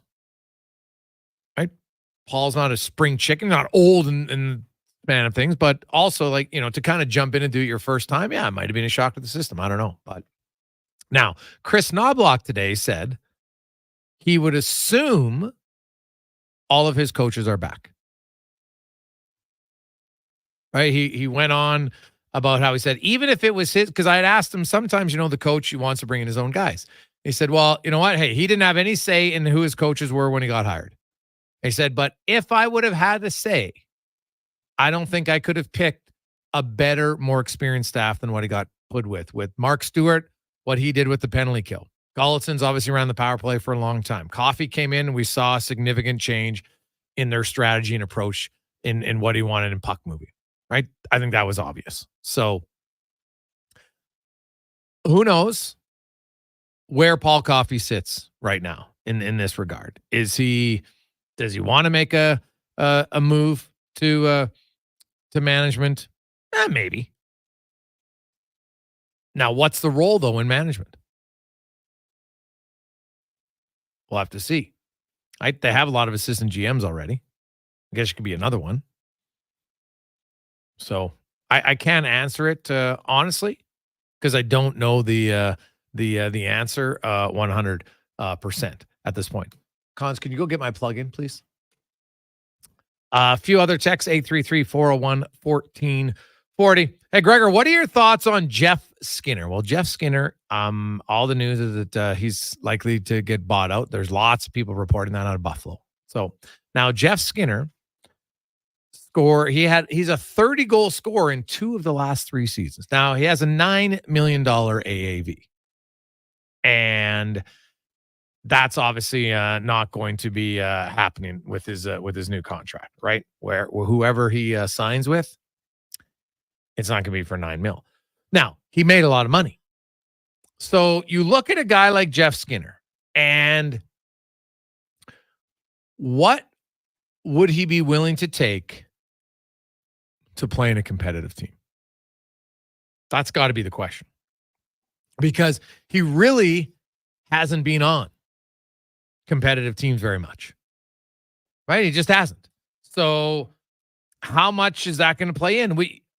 I think at times, everybody's different, and it's going to vary from player to player in what's their most important thing. But when you've made as much money as Jeff Skinner has made in his career, right? Like he's well over $50 million made. He hasn't played a playoff game. If I'm Jeff Skinner, I don't need money. Right? Like I got more money than I'll ever need. Right? Because he played 6 years in Buffalo at $9 million a year. Or sorry, I think it came after his last. So he's 5 years at $9 million. So that's 45 right there. Not to mention all the other. So he's probably close to 60. I might have to look it up. He might be at 70 million for God's sakes. He's never played a playoff game.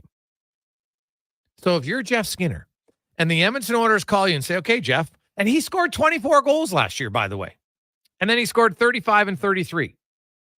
So, hey, Jeff, do you want to come and play in Edmonton for $2 million? $1.5 million? At that point, would it matter? Hey, Jeff, if he signed for 1.5, it increases our chances of being more competitive. No, I got to have $2 million. Why? What is that extra $500,000 going to do for him? Nothing. Nothing at all. It will not change his quality of life by any amount because he's already got enough money. And I would assume he's being smart with his money. Even if he's being not completely smart, he'd still probably have money.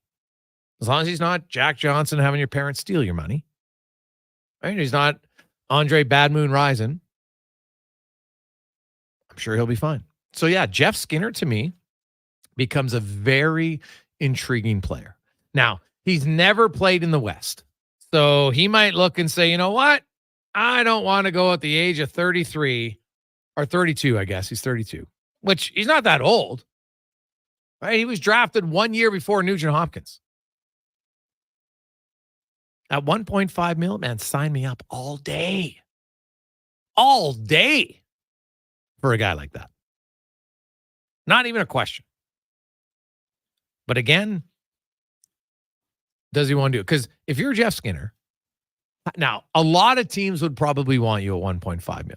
And I'm just using that number because I look at what the Oilers have. So it's 2 million, fine.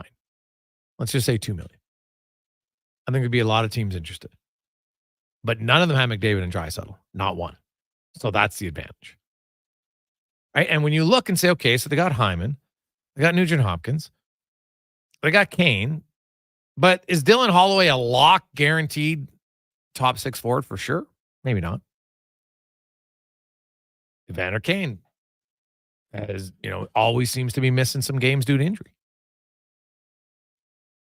I go to Edmonton and I could win a cup. Like realistically, you could easily say there's a high chance that you could win a cup in Edmonton next year. Not many people would question that. So now Florida, they're going to have to pay Sam Reinhart big bucks, right? So now maybe they got money for him. I don't know. But how many other teams? Like, is New York that much better? No. Who else is better situated? Like outside of Florida, can you say anybody? I don't think so. So yeah, there would be Jeff Skinner. Are you kidding me? That guy, he can score goals. So he's not, you know what? And I can't even say, I don't know how good he is in the playoffs because he's never been in the playoffs. I would think he'd be motivated. All I know is the guy has scored 20 goals how many times? 1, 2, 3, 4, 5, 6, 7, 8, 9, 10. 10 time 20 goal score. Out of those 10, 1, 2, 3, 5 are 30 goal seasons and 1 40 goal season. So he's had more 30 goal seasons than he's had 20 goal seasons. Right? Because 5 times 30 and then 1 40 and 4 times he's been 20 to 29. So, geez, it's pretty good. If he hits a free agent market, man, I would be talking to him. No question. Cons? Ready to come out on Jeff Skinner? Absolutely. Absolutely, Gregor. I mean, we've seen this in the past. Oliver Ekman-Larsson, has a chance to go play somewhere a little bit cheaper. The Dallas Stars with, why is he slipping my name right now? Matt Duchene. Yeah. Like, you get these guys who, they made their money. You want to go somewhere for a chance to win? Who has it better than Edmonton right now, coming off what they just did here? So I would love that. I think he's a great player. It's crazy to think that he's still just 32. Like, he feels like he's been in the NHL forever. The guy can put the puck in the back of the net. I think he'd be a great acquisition. Now, so if you want to use Duchene, there's a good example, right? He signed for $3 million. Now, Duchene signed for $3 million, having scored 22 goals and 56 points the last year, but he had an 86-point season prior to that. So even if you just take the 2 years prior, 86 and 156, right? You're talking 142 points, 65 goals in the previous 2 years. So now you go to Jeff Skinner and you look at his previous 2 years, 59 goals and 82 points and 46 points. So 128. So maybe it's 2.5. But even on a 1-year deal at 2.5, I think you would be interested. I don't see how you can't. That's all. Like, because the Oilers need to be shopping in the bargain aisle in free agency. They don't need to go big name hunting. And guess what? A lot of the bargains will come to them. You know for a fact, if you're a player and you talk to your agent and he's like, hey, where's some now some guys might be like, I don't want to go there, but not many. I've always said this for years. There's a small percentage. Lots of American players. They like to play in the USA. That's fine. But there's a lot of players who will play in empty. You heard Adam Henrique, and maybe you didn't. Adam Henrique, when asked about playing in a Canadian market, that was his first time experience it. He says, I like my time in New Jersey and Anaheim. But in Edmonton, it was next level. To see and experience how much the team meant to the city and the fans, it actually surpassed his expectations when he came to the team. And I think there's lots of guys like that. And, the other thing is a long playoff run. People are, they're watching games on TV and geez, look at Edmonton. They're outside and there's the moss pit. What? It's 10 o'clock at night and everybody's still light out? A lot of people never think about that. I've always said Edmonton isn't nearly as bad as people will claim it to be when the team sucked. You know why no one wanted to come to Edmonton? Because the team sucked. That was the main reason. Most guys want to have a chance to win unless you sign free agents. And even then, they still sign free agents, just had to overpay for lesser known free agents. That's what happens, right? Oh, Milan Lucic? Yeah, I'll come to Edmonton because I'm going to get $42 million. Now, they'll come to Edmonton. You don't have to overpay them. Not at all. Now, they won't all come there, and that's fine. You don't need them all. You only need 2 or 3. That's all Edmonton needs. That's all they're going to need. And they should be very competitive. Hey, guys, what about Victor Arvidsson? Well, there's another name. You look at Victor Arvidsson, what do you have? 6 goals last year? Now, he was banged up, right? But he's a smaller player who's quick, very competitive. Yeah, like what's Arvidsson going to be looking for in free agency? I think he's going to be a guy who's and he's had some good playoff runs, right? Like he lost the cup final with the Predators. It really hasn't been out of the first round since the last 3 years in LA. He knows the Oilers firsthand. He's like, yeah, I played against them. I know where they're good. Now he's a tier below Skinner, right? When it comes to goal scoring, right? He's had 2 30-goal seasons, and then he's had 3 other 20-goal seasons. So now he only played 18 games last year, but in 18 games, he had 15 points. And when you play him with offensive centers, he can produce. Of that, there's no doubt. So, yes, Victor Arvidsson as a right winger, because after Zach Hyman, all the guys who have played, the Fogle, left shot. Holloway, left shot. Kane, left shot. They don't really have a second-line right shot right winger. And Arvidsson's produced like a second-line player for lots of years of his career. So that's another interesting name. We'll come back with more. Mike Rupp will join us on the Gregor Show, presented by PlayAlberta.ca, Alberta's only regulated online gambling website. And it's Wednesday, baby. Get in today. Lotto 649, $14 million up for grabs. PlayAlberta.ca. Let's get to the Con Man and a Sports 1440 update brought to you by Fountain Tire. More than just tires. Stop in. You got anything that needs to be fixed, they can do it with their certified mechanics, fountaintire.com. This is a Sports 1440 update. Hockey Hall of Famer Glenn Sather, who built and coached NHL's last great dynasty with the Oilers in the 80s and helped resurrect the New York Rangers in the early 2000s, is retiring after 6 decades in the sport as a player, coach, and executive. Sather led the Oilers to Cup championships in 84, 85, 87, 88, and 1990. First round of the NBA draft gets going tonight at 6 o'clock from Barclays Center in Brooklyn. You can keep it locked here on Sports 1440. Nav and Russ will have you covered as it all goes down on Turn Sports from 6 till 9. In the majors, the Blue Jays back in action tonight, taking on the Red Sox once again. First pitch just over an hour away. 2 games going on right now. Angels lead the Athletics 5-1, and the Padres up on the Nationals 4-0 midway through the 8th.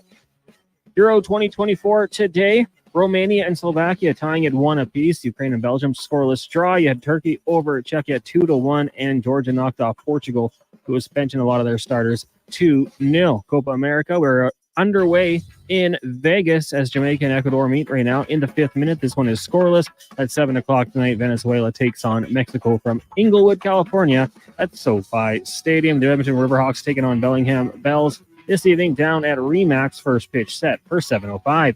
Coming up in Hour 3 of the Jason Gregor Show, we'll be joined by former NHLer Mike Rupp, Oilers Nation's Tyler Yaremchuk, and we'll ask 5 questions. I'm Connor Halley. This has been a Sports 1440 update. Sports 1440, Stingray radio station. CKJR broadcasts from West Edmonton Mall and Wetaskiwin. Download the free Stingray music app and listen wherever you go. At Fountain Tire, success is a team effort. They're committed to their team members and their customers. And that means treating your vehicle like it's their own and finding solutions that suit your needs. Because whatever the road brings ahead, they're on it with you. Visit fountaintire.com today. Hey, Edmonton, ready to power up your projects with unbeatable strength and efficiency? Step into Edmonton Kubota, where our massive inventory meets all your needs. From rugged tractors and loaders to nimble mowers and utility vehicles, we've got the machines that work as hard as you do. And guess what? This month, we're rolling out exclusive deals that'll make your heart race faster than our engines. Drive down to Edmonton Kubota or visit EdmontonKubota.com to discover how we can boost your efficiency, productivity, and fun. Edmonton Kubota, powering your passion with every turn of the key. Hi, Jason Gregor for Volvo of Edmonton. This summer, lease a new 2024 Volvo XC60 with 0% finance, or save up to $6,500 on select models for qualifying loyal customers. Plus a free 10-year, 1 million kilometer warranty with all demo vehicles.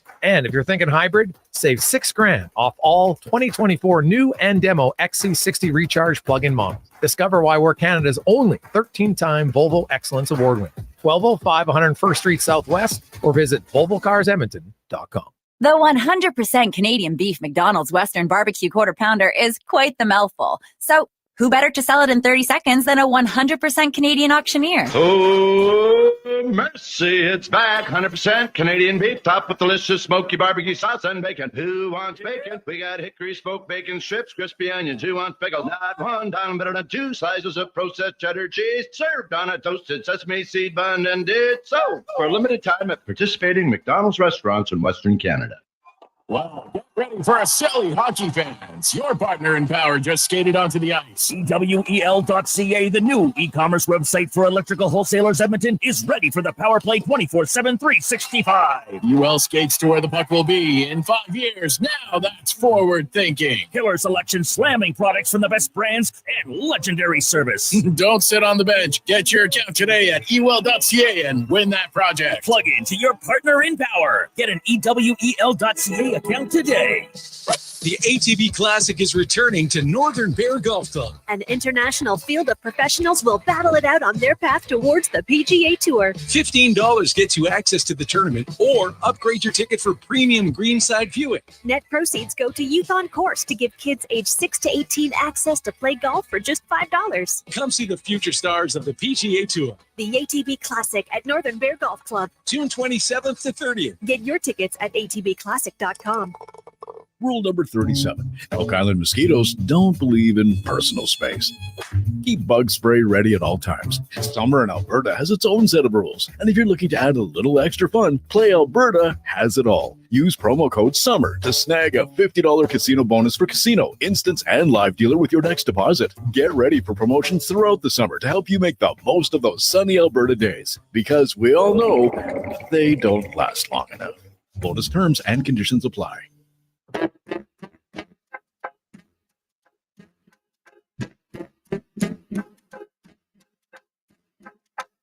I put a spell on you.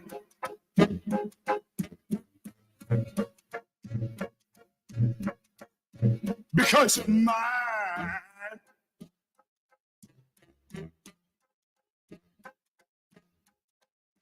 Stop the things you do.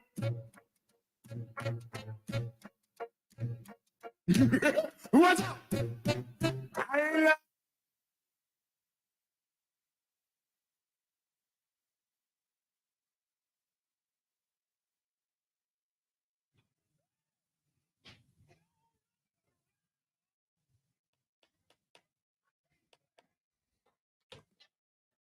Just after 4 o'clock, welcome back to the Jason Gregor Show on Sports 1440, Oilers Nation, YouTube, and Facebook. It is the Gregor Show, presented by PlayAlberta.ca. And hey, hope we got a lot of people texting in.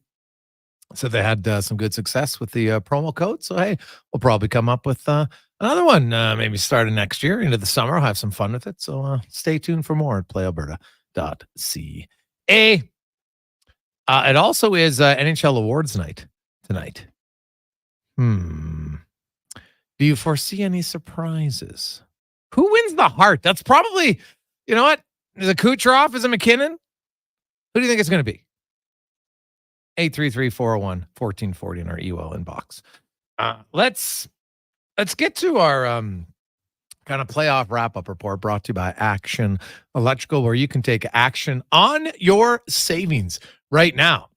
If you're looking, especially if you're looking for solar for your home or commercial, they will help you out. ActionElectrical.net. As we welcome to the show, Mike Rupp, Stanley Cup winner, former NHLer, ace analyst for the NHL, joins us now. Rupper, how you doing? What's up, Greg? How are you, buddy? I'm pretty good, man. It was quite the year. Obviously, it ended in disappointment for the Edmonton Oilers because it's not grenades or horseshoes, so close doesn't count. And man, it's pretty gutting, I think, when you get that close, and unfortunately don't get it done. But give me kind of your synopsis of the Stanley Cup final now that it's over. Yeah, I mean it was an awesome finals. I mean, I really enjoyed it.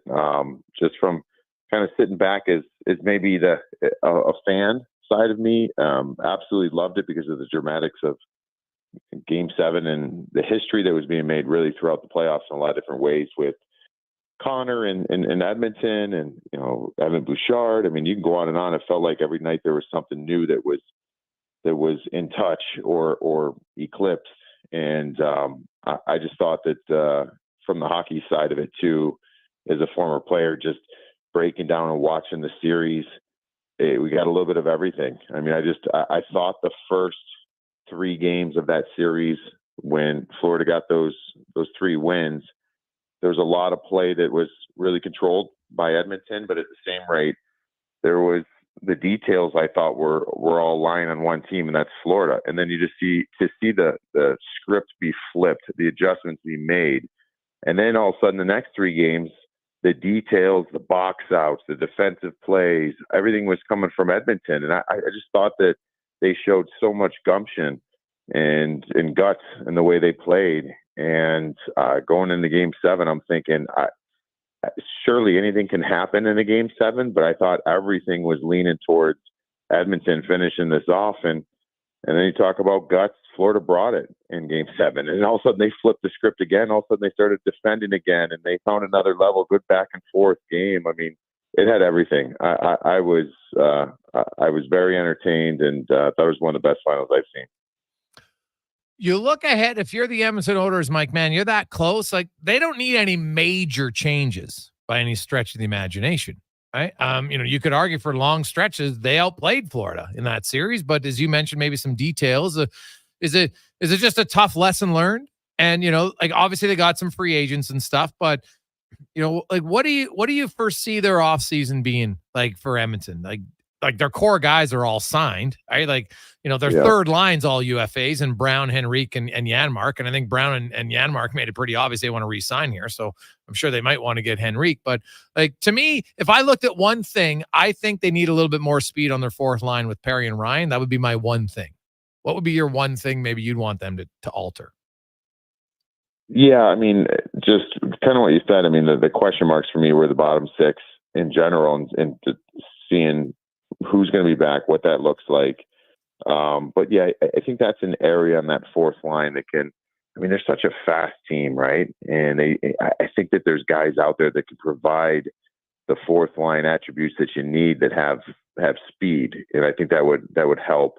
So yeah, that fourth line would be an area that I would like to see upgraded in some ways, just a faster game, to play a faster game.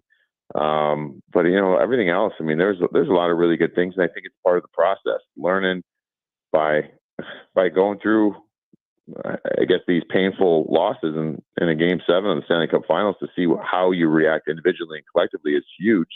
Then also, there's a lot of younger players that got to experience this and see what it could do for them individually, right? I thought Broberg looked fantastic at times, and there's some games and some stretches where he looks like he hasn't been around or has that experience, and that's fine. It's all part of that process. So I think that kid's going to be a player. I'd love seeing him taste this stage. You can go on with Holloway and those experiences. You never know where that's going to take players. I mean, you see some players that really can use that as a catapult into the next season. So, it's all depth stuff for me, and we'll see where they go with some of these RFAs and obviously some of the UFAs. Jeff Skinner, Rupper. There's lots of rumblings that he's going to get bought out.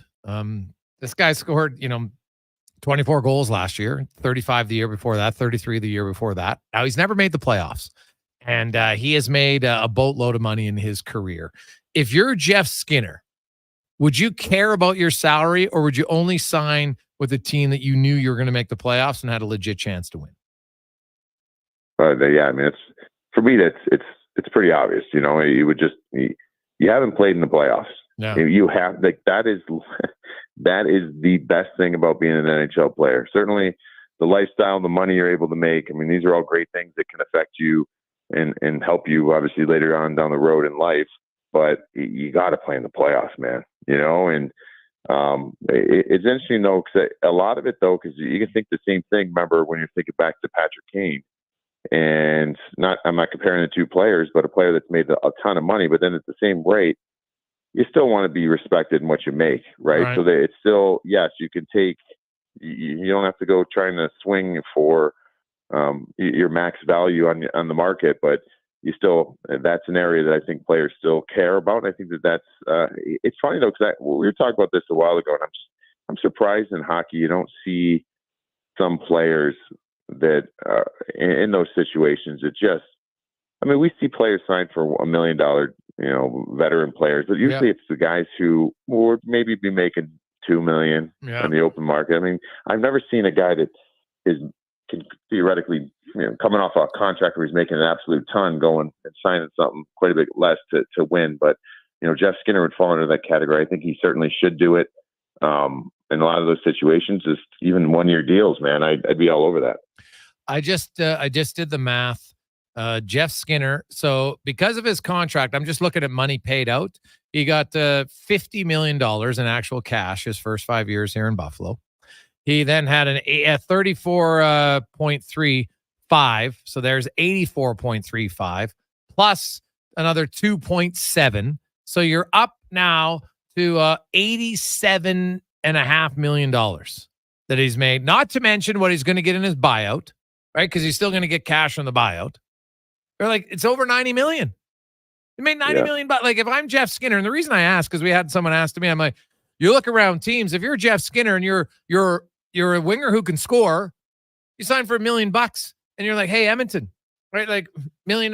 Like, why wouldn't you? Now, I know there's travel and you played on the East Coast, you play in the on the West Coast, Mike, and that might come into it, but my goodness, like Matthias Ekholm never done it. He did it. He's like, hey, you know what? You adjust. Zach Hyman had never done it. He's done it, and he's had career years. Like, to me, if I was Jeff Skinner, I would look long and hard if Jeff Jackson came calling for me as a free agent signing. Absolutely. I mean, you could sit there and think about it. So you're a player like Jeff Skinner who he's put up points at different stages, and he's not far removed from being able to put up some too. But this is because of that factor, that because of what you have done and what the fit you can have. I mean, it's a salary cap world. You can literally you could pick anywhere. Like you can figure out a spot to go that is perfect for you to go in there, play on the top minutes with some of the best players in the world, whether it's in Edmonton or somewhere else. So yeah, I mean, I think you're all over that if you're Jeff Skinner. Yeah. I look at, what do you think Toronto's going to do? Are they going to make a move on Mitch Marner this summer? Oh man. I find it really interesting because of the track record with Darren Ferris, his agent. Like this is a guy that's I think Mitch Marner has no problem with coming back. I think he wants to come back and play, but Mitch has the control here, and I think that he has no problem with exercising that control. And this team cannot let this season pass without moving him. And I find it really tricky for some of these teams too, once you get into the season, to do that, to facilitate that. So I think it should be this summer. If not, I think it could get real ugly there in Toronto, you know, and this is a guy who is bled Maple Leaf blue his whole life, wanted to be a Toronto Maple Leaf from Toronto, like all these things. I think you need to do anything you can to move him, just because I'm afraid that that's a huge asset that you're going to be losing really for nothing down the stretch if you don't do it, because you know with the power that he has and not being moved, that puts the Leafs in a really bad spot. So if you could find it this summer, you got to do it. And I think you even do it if it's not, you're not getting everything you want out of it. I just think that that's the only way to do it. Otherwise, it's going to be a huge loss next season. Yeah, well, I think if you're Brad Treliving, I know when guys have no movement clauses, but there's ways. I would think if I had to outline what happens, I think Brad Treliving talks to other organizations, gets 2 or 3, and says, okay, here's the trade offers, and then goes to Marner and says, okay, pick one, because I'm moving you. So pick one, right? That's kind of how you go. What do you think? Well, yeah, but I mean, because doesn't he has a full no move? Yes. Does he not? Yeah. So, that was, and if I recall, because I know there's a bunch of different situations here, that kicked in last July 1st, correct? Yes. So this wasn't, Trey Living's job at that point. Mm-hmm.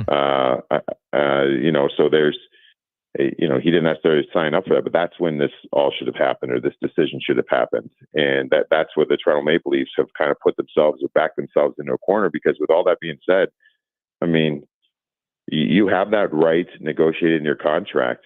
I mean, how much of a bad guy do you want to be in Toronto for the rest of your life? I guess is kind of where it's at.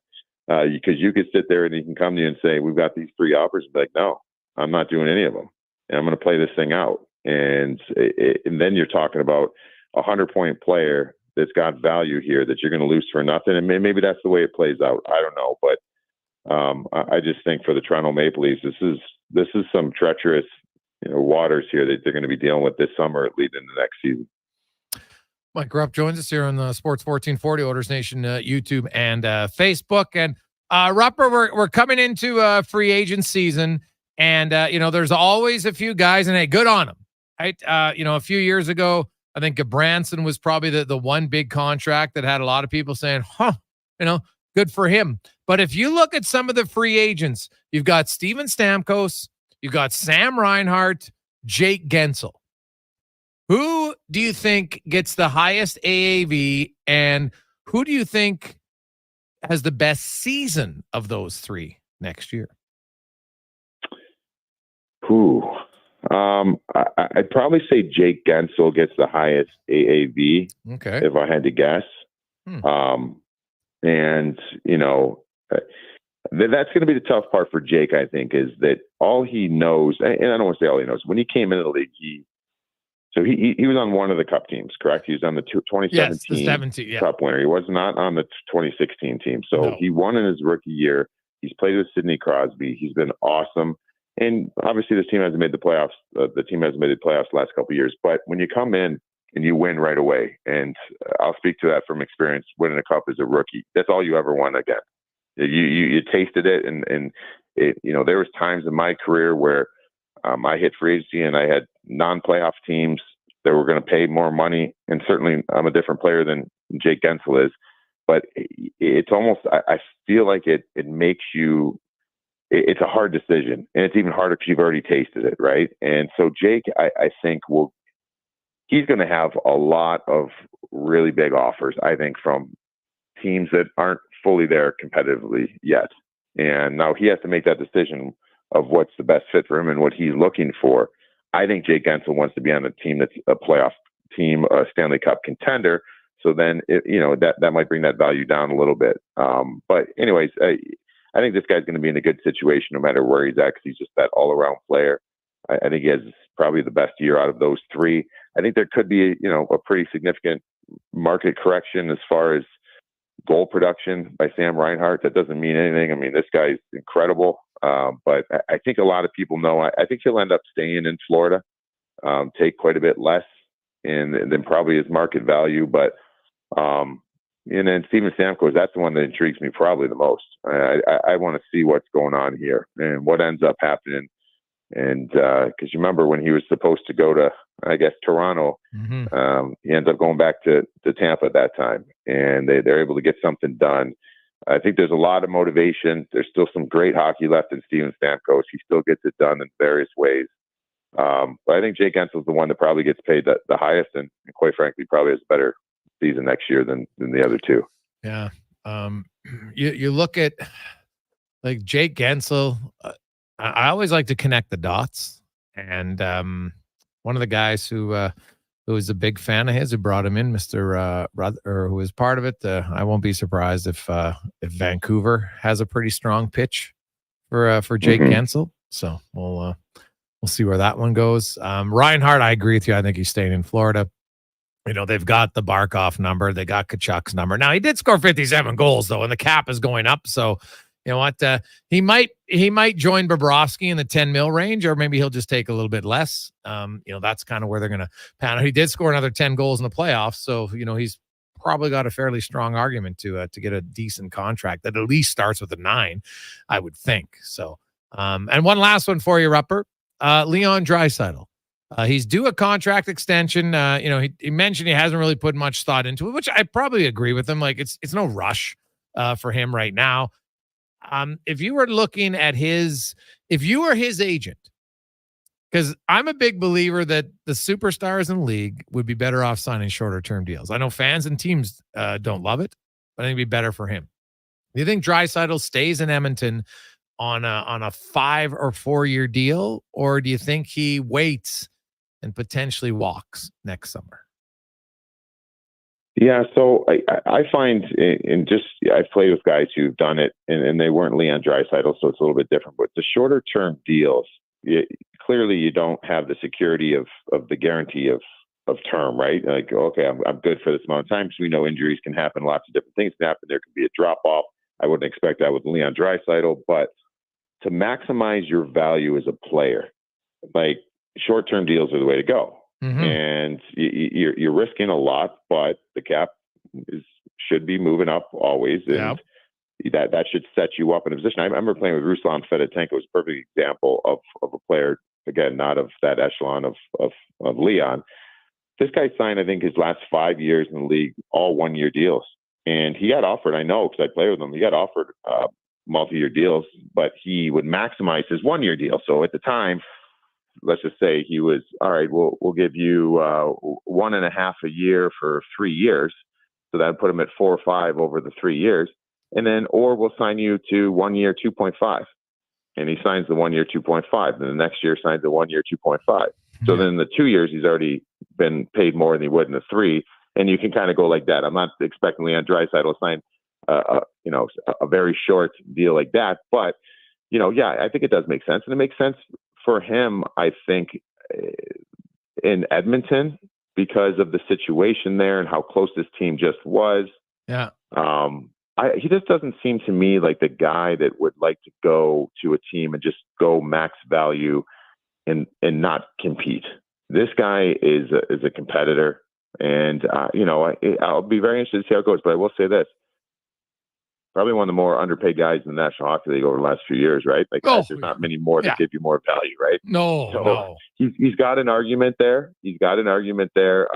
But if you want to make it work in Edmonton and you want to play on the same team as Connor McDavid and for that fan base and finish the job that you were so close in getting done this year, I think it's got to be shorter term, and we'll see what it looks like. But that's a big one to watch for. Oh yeah, 100%. Rupper, who's winning the Hart Trophy tomorrow night? I think it's Kucherov. I think it should be Kucherov, but who knows? We'll see. But man, what a season for Kuch this past year, and I think it was his. He didn't have much as far as teammates that had huge seasons. He carried that team. Yeah, no, it's a great conversation. Both him and McKinnon had fantastic seasons, and it's real close for sure. But there'll be 1, 2. The other guy's just there to be nice, but not happening. Rupper, always great to chat with you, man. We'll have one final recap and free agency next week, and then we'll give you the summer off. Awesome, buddy. All right, man. Enjoy. We'll chat next week. You betcha. There is Mike Rupp. Joins us every Wednesday here on Sports 1440, Oilers Nation, YouTube, and Facebook. Quick break. We'll return on the Gregor Show, presented by PlayAlberta.ca. Bringing every project to life requires the right team. By joining the Japa Machinery Group service or sales teams, you can be part of setting a new industry standard. Celebrating a legacy of excellence with Japa. Learn more at japamachinery.com.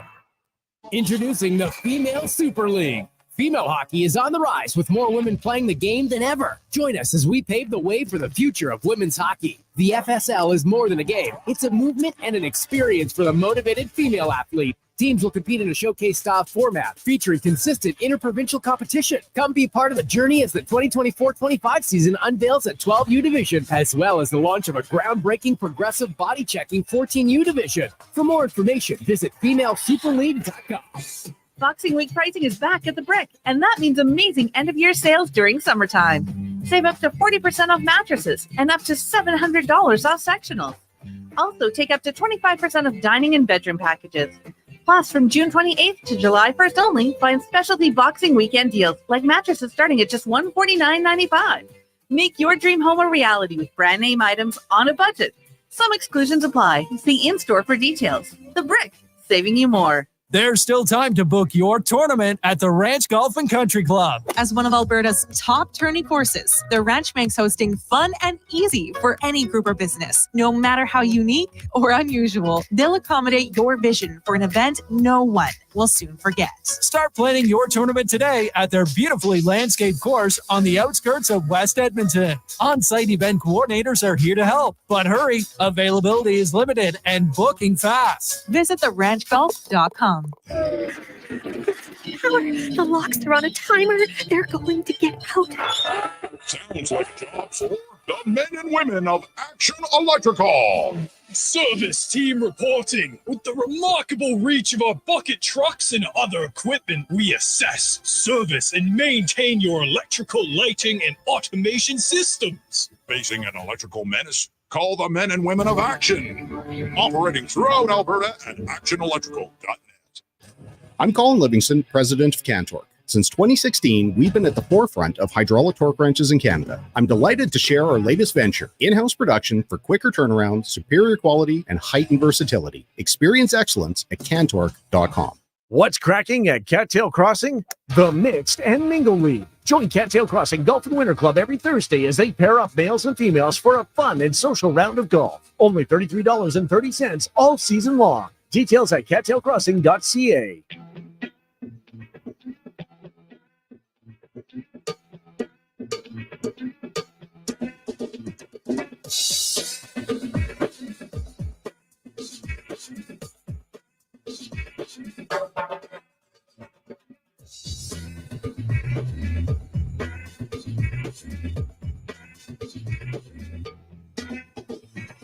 Less conversation, a little more action. All this aggravation ain't satisfaction in me. A little more fight, a little less fun. You still have.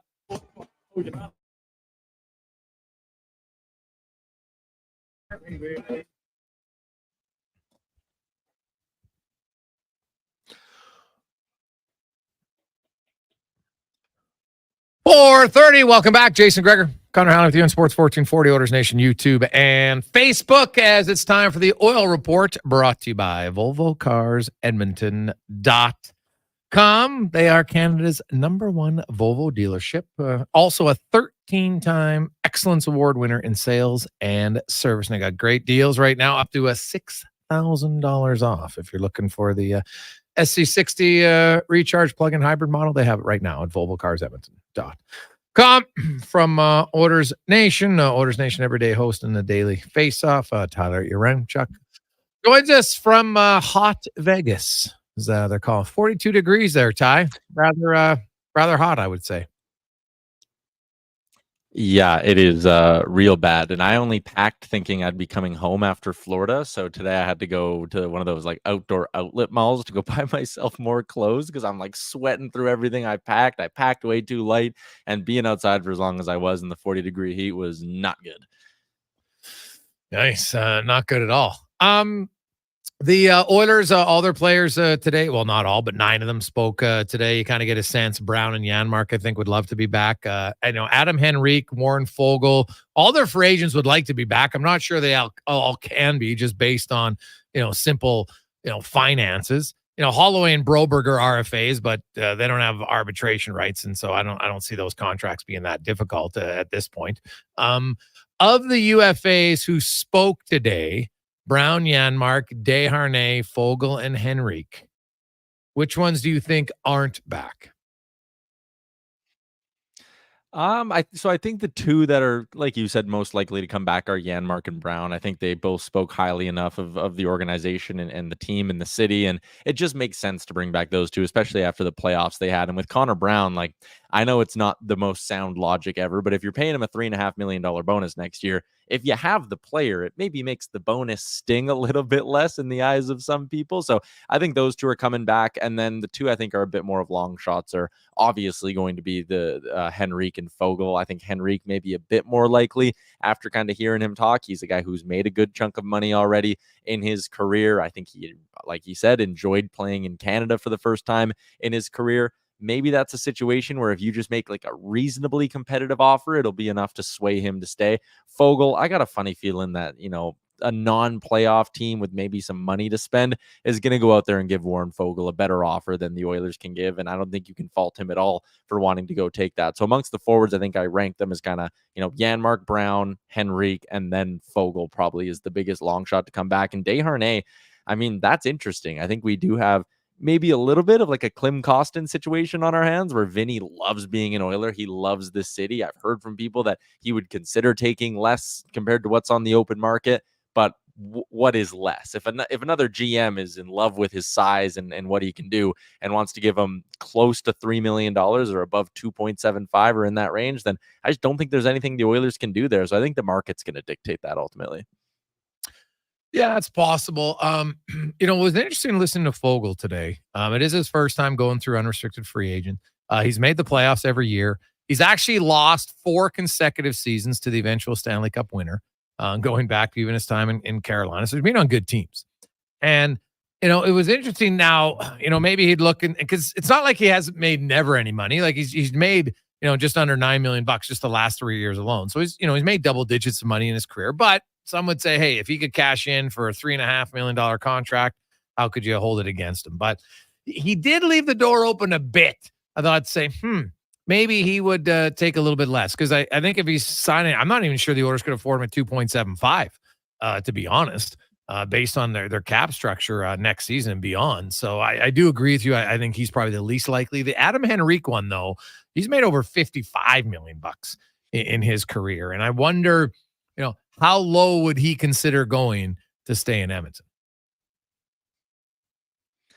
Yeah, and I think, again, if you have one $3 million forward kind of earmarked in that group of free agents, would you rather have Henrique or Fogle? I think I would rather have Adam Henrique just because of the versatility he can give you playing center or on the wing. So, I mean, would 3 be enough for Henrique? Is there a team out there who's ready to give him like a 2-year, $4.5 million offer? And, if that's the case, would Edmonton be comfortable going to maybe give him a third year at a lower AAV of around 3? And is that enough to keep him here? You got to be careful because he is an aging player, so term could be a little bit of a risk. But again, if you gave me the choice between Henrique and Fogle, I'd be going with him. Yeah. Now, I had a few people suggest and ask Yaremchuk, well, what did you evaluate? Because Ken Holland's not coming back as the GM of the Oilers, and I don't. My understanding is, and the last time I spoke, I know there's been conversations about consultant role and stuff, but I don't think that's happening. He just, he had said pretty much from the start, he's been a GM for a long time. It's a big commitment, time commitment, probably not there at his stage of life. But what do you make of his tenure as GM of the Oilers? Yeah, I don't think it's as terrible as some people on Twitter kind of want you to believe it is or believe it was. Like, the mistakes he made were really bad. I think the Darnell Nurse contract stands out. Obviously, we know about the Jack Campbell deal, but I think there are people who want to discount his clear victories as well. The Matthias Ekholm trade was an unbelievable trade. Obviously, the Zach Hyman signing, the Nugent Hopkins signing, I think was great. Maybe one that's a little bit more in the middle. Didn't love giving Evander Kane the kind of no trade control that they did. I don't love that contract either. But again, he had some really clear-cut wins. And at the end of the day, he came in here. It was a team who couldn't make the playoffs, and he was trying to build them into a cup contender, and he ultimately did that. And, if they would have won on Monday, his legacy here is probably a lot different. But unfortunately, results matter. And after 5 years at the helm and 5 years with Connor McDavid and Leon Draisaitl on the roster, he made one Stanley Cup final and didn't win a Stanley Cup ultimately. So it's hard for me to sit here and say, oh yeah, he was a top 5, top 10 GM for the Oilers during his time here. But I'm also not going to sit here and be like, worst GM in the league. Thank God he's gone, because he did do a lot of really, really good things while he was here. So I have him as like a middle of the pack sort of GM. He has his strengths. He has his clear weaknesses. And in terms of his time here in Edmonton, I think I'd probably grade him at a B- or a C+, somewhere in that range. He got him close, but ultimately they didn't win a cup with him here. Yeah. I look at it, the team he took over had made the playoffs once in 13 years. They had McDavid, but they'd only made it once in 4 years. And if you look at how much of the roster turned over, especially when you consider he lost two of his top 3 defensemen for no fault of his own. One to retirement due to an injury, the other one due to his father's sudden passing. I give him, you're right, he didn't win a cup. Obviously, he got as close as you possibly could without doing it. I thought Ken Holland had way more good decisions than bad when you look at it. I actually think the Campbell one's probably the one that ends up being the worst, to be honest. Darnell Nurse still plays. Yeah, he's overpaid a bit, but that's probably set more by the market than anything else. Jack Campbell just isn't playing for you. So that to me is the biggest gaffe that they've had as an organization. Like you end up, usually it's term that hurts you with guys, right? Like you might, geez, we paid him 4, maybe it should have been a 3, but geez, we got him for 6 years. That's usually where you get screwed over, right? So, but the Campbell one, it's a 5-year deal where he basically played 1 season for your team, and now you're going to have to buy him out. So that's the one to me that's probably the worst contract. Jeff Jackson comes in. What's your expectations for him? And obviously, he comes in a much better situation. Like, look at the situation that GM inherits from Ken Holland compared to the situation that Ken Holland inherited. It's night and day. Oh yeah, like without a doubt. For Jeff Jackson, you get to walk in and I know he's been around for a season here, but you get to take over a team that's right there on its ability to win the Stanley Cup. I think we'll see maybe some modern-ish moves in the front office with a couple of positions as Jackson looks to put his fingerprints on it. So I think there could be some real nice sort of forward-thinking hires over the next year or so in Edmonton. And in terms of the player side of it, I would like to see them go and get a little bit younger and maybe try to trim some of the older pieces on this roster, but it's really, really hard to do in a cap world. Like again, in a dream world, maybe you could move off from an Evander Kane and kind of close the chapter on that and use that money to go get a younger version of Evander Kane or a younger top six forward. But his hands are probably going to be tied for a little bit here until the cap starts going up. But I do think we'll see a front office that's maybe not afraid to be a little bit more creative and out of the box than the Oilers were. You're at the draft. What's the biggest early on? Because I know a lot of the media came in. They have the big media outing tonight, so the juices will be flowing. So probably hear more. But what's there's always a few rumors that come around the draft when the talking heads all get together. What are some of the scuttlebutts of the day?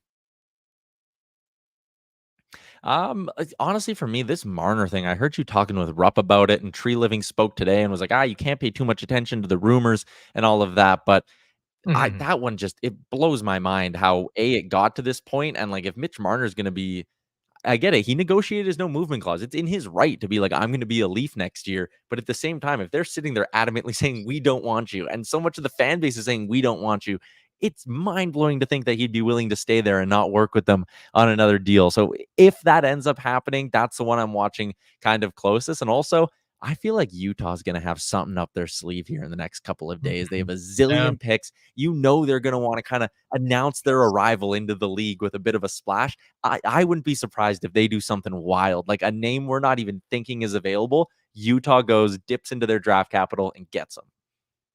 Yeah, well, Utah, Mitch Marner to Utah for 1 year makes a lot of sense for that organization if they want to. Although I can see them being patient. Like they got a lot of you get Marner. Is he that much better for what it would cost than Clayton Keller? Honestly, how much better is he when you look at what you'd have to pay him in cap hit and what you have to give up to get him? Like I can make a strong argument. I'm not sure he is.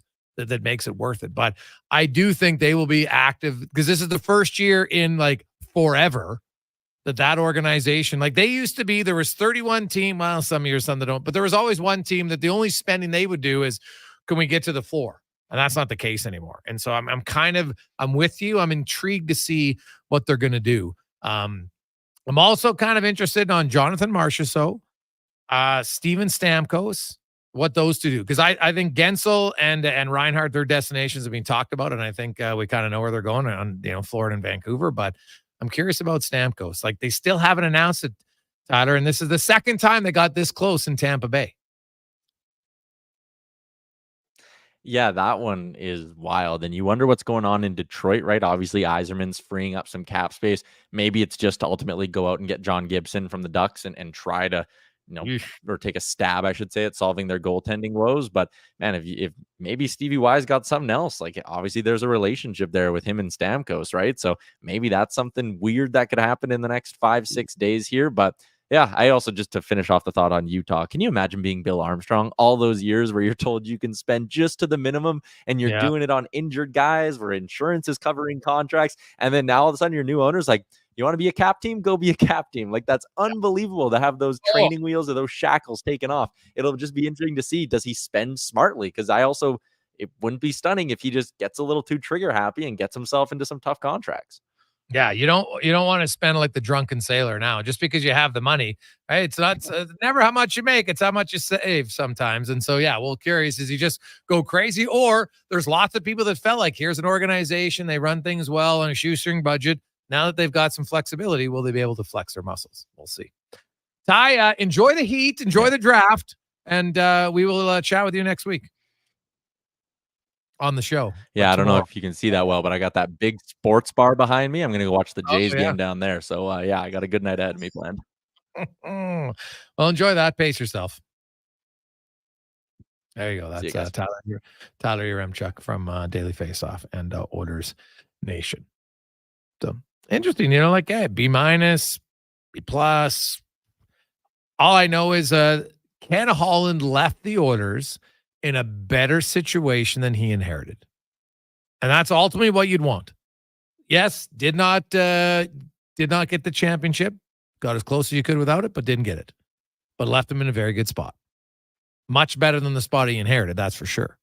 So now Jeff Jackson or whoever else, can they maintain it? Because the Oilers have played the second most playoff games in the NHL the last 3 years.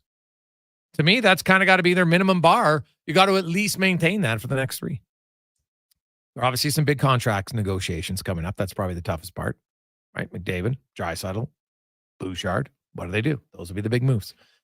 We'll come back with 5 questions and more on the Gregor Show, presented by PlayAlberta.ca. Hey, Kevin, what are you doing in here? Well, last month you were giving away, so I just thought I would see if you were still giving away in June. Stop swearing. And yes, we are still giving away in June at St. Albert Dodge. Take our 2024 Durango. Was $64,500 and now just $52,900. Need a new Ram 1500 4x4 crew cab? We've got it. Originally $63,700, now just $44,900. See, you are still giving away. Kevin, stop swearing. Head up the trail and see how easy it is to do business at St. Albert Dodge. You've got a go-to coffee spot, a trusted barber, even a lucky game day jersey. But when it's about looking your absolute best, there's only one name you need: Mr. Dirk. Family run since 1939, we're experts in crafting impeccable tailor-made suits and offering a wide variety of everyday styles. Pair that with personalized one-on-one fittings and the convenience of on-site tailoring. Mr. Dirk elevates your style game. Visit our Edmonton store or explore MrDirk.com. Score big on style with Mr. Dirk. What a season. What a ride. Congratulations on an incredible season from GS Construction. Whether you're a laborer, pipe layer, or pipe layer's helper, lead hand, operator, top man or woman, or water and sewer foreman, GS Construction has room for you on their team. GS Construction, celebrating 50 years of laying the groundwork of Edmonton and communities throughout Alberta. Let's get to work. Get started today at gsconstruction.ca. The cheesy burger pizza is back at Papa John's. See what happens when you ask for it? Boom! Finally, it's on the menu again for a limited time. Get all the items in the cheesy burger trio or choose between the large cheesy burger pizza for $18.99, cheesy burger papadilla for $9.99, and bacon cheesy burger papa bites for $8.99. All made with sizzling beef, dilly pickles, ooey gooey cheese, and burger sauce. That's right, burger sauce. Get it before it's gone. Better ingredients, better pizza. Better get you some cheesy burger pizza at Papa John's. Boxing Week pricing is back at the Brick, and that means amazing end-of-the-year sales during summertime. Save up to 40% off mattresses and up to $700 off sectionals. Also, take up to 25% off dining and bedroom packages. Plus, from June 28th to July 1st, find specialty Boxing Weekend deals, like mattresses starting at just $149.99. Make your dream home a reality with brand name items on a budget. Some exclusions apply. See in store for details. The Brick, saving you more. Clear up some garage space and keep your tires in prime condition at Windermere Chrysler. We offer convenient, on-site seasonal tire storage that ensures your tires are safe, sound, and ready when you need them. With every service visit, enjoy a complimentary tire and wheel alignment analysis, plus a thorough car wash and vacuum. Trust Windermere Chrysler to maintain both your vehicle and your tires to impeccable condition. The choice is clear. It's Windermere. Visit windermeredodge.ca. The ATB Classic is returning to Northern Bear Golf Club. An international field of professionals will battle it out on their path towards the PGA Tour. $15 gets you access to the tournament or upgrade your ticket for premium greenside viewing. Net proceeds go to Youth on Course to give kids age 6 to 18 access to play golf for just $5. Come see the future stars of the PGA Tour. The ATB Classic at Northern Bear Golf Club. June 27th to 30th. Get your tickets at atbclassic.com.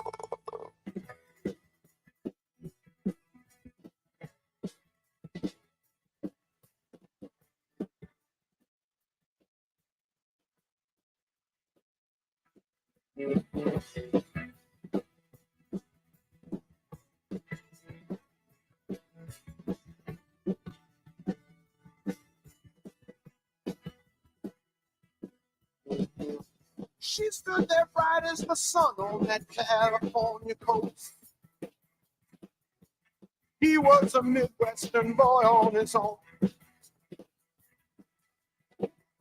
She looked at him with those soft eyes so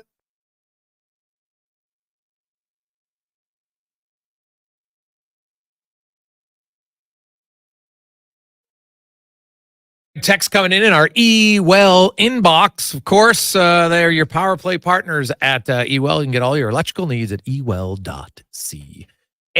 Coming up, we got spec later on. Also, more on the orders as they had their final availability. Interesting that Chris Knobloch wanted to give his players a little bit more time before he has the year-end meetings with them. And I think it just shows how emotional of a time it was. And is going to give them a few extra days before they have their exit meetings. And then they'll go away. For the summertime, it'll be very short, as I mentioned, 85 days from now until the start of training camp for the Edmonton Oilers. That's it, 85. It is a very short summer. Lots of changes will be coming to the roster, some management changes, and much, much more. So it'll be a busy time, Oiler fans, back before you know it. Let's get to 5 questions brought to you by The Brick, where they are always looking to save you more. Great savings. Hey, you want sofas, furniture, mattresses? There's always great blowout deals this week at The Brick and thebrick.com. It's time for 5 questions on the Jason Gregor Show. All right, Gregor, question number 1 for you today. If Leon Draisaitl were to re-sign this offseason, what do you think the first 2 digits of the AAV are, and how many years do you think it would be for?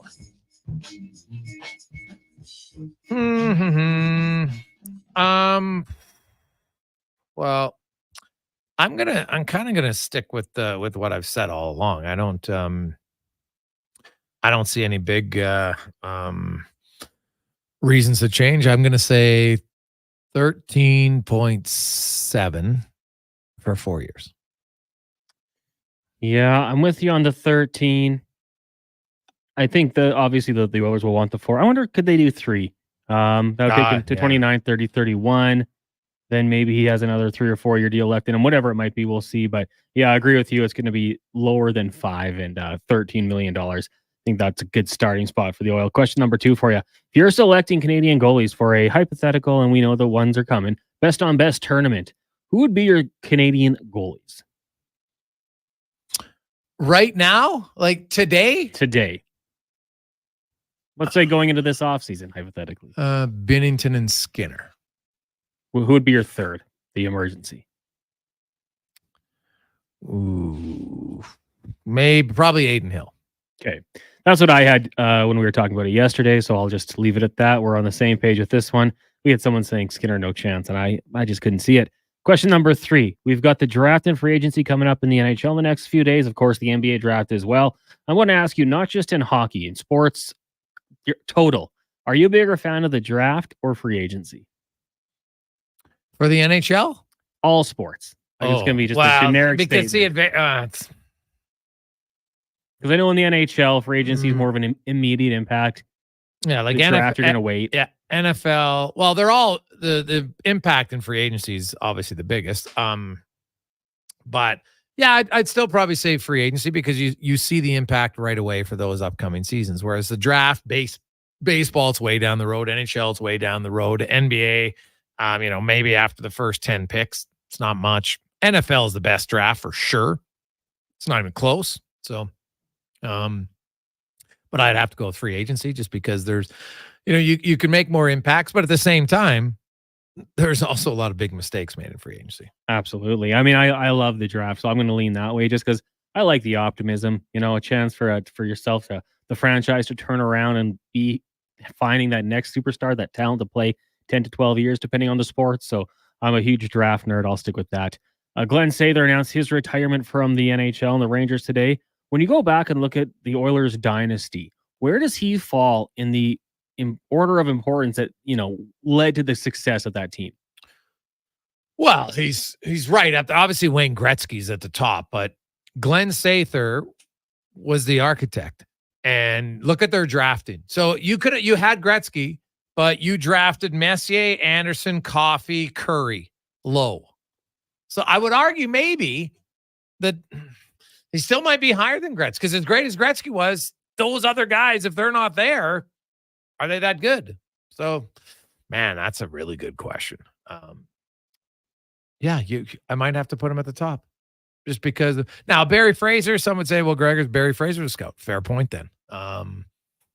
For a short-term time. But yeah, it's hard for me still. Gretzky, I don't know. I think he helped make those other guys better. So I'll say Gretzky won, but Slats will be right close. Yeah, I mean, I guess if we're going to go to the real importance, I guess Peter Pocklington probably deserves a little bit too for bringing this team and making it a thing. So I guess I'd have to put him at 1, Gretz 2, Sather 3. But yeah, what a career for him. Oh my goodness. Are you kidding me? Like outstanding career for Sather. And like your career doesn't mean that every year you can't match what happened in Edmonton, right? Like people I went to New York, they didn't win. Yeah, because it's hard, right? Like it's really difficult to do. So, that's what makes it, for what Messier was able to do in New York.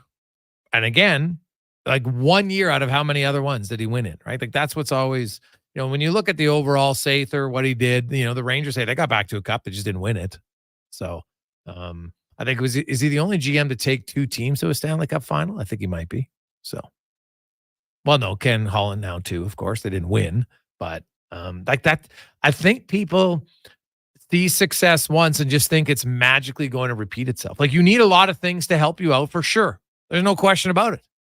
Right? Like any GM, well, hey, Ken Holland did a really good job adding other guys, but he still had McDavid and Draisaitl.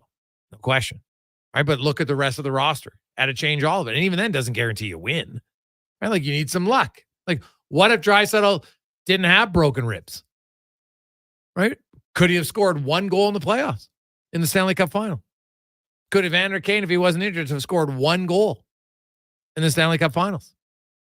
Like sometimes there's luck involved too, and I never can overlook that. But yeah, Sather, and man, he had his first decade will never be matched by any other GM in NHL history. That I can say very comfortably. And the Carius connection, Glenn Sather will join him on the show tomorrow. So make sure you keep it locked on Sports 1440. Oh, that'll be great. Absolutely. What time's that on? Tune in radio. He didn't put the time, but I'll get it for you. We'll put it out there on social media. Wake up. Yeah, got to figure it out. Yes. And final question today, Gregor. I'm sure you know it. It's the last day of school. Kicks the summer off here. Do you have a favorite summer tradition? This can be something going back to you as a kid, growing up, now anything that you love to make sure you do in the summer. Well, I love the outdoor pool, man. Top of the list. Still love it. That and barbecuing. I like it. For me, ever since I was a kid, my family's gone out to the Fairmont Radium area. We'll be doing that again in a couple of weeks here. A lot more fun now to take the nieces and nephews out when we go. So for me, it's getting out to the mountains and just enjoying our beautiful summers here.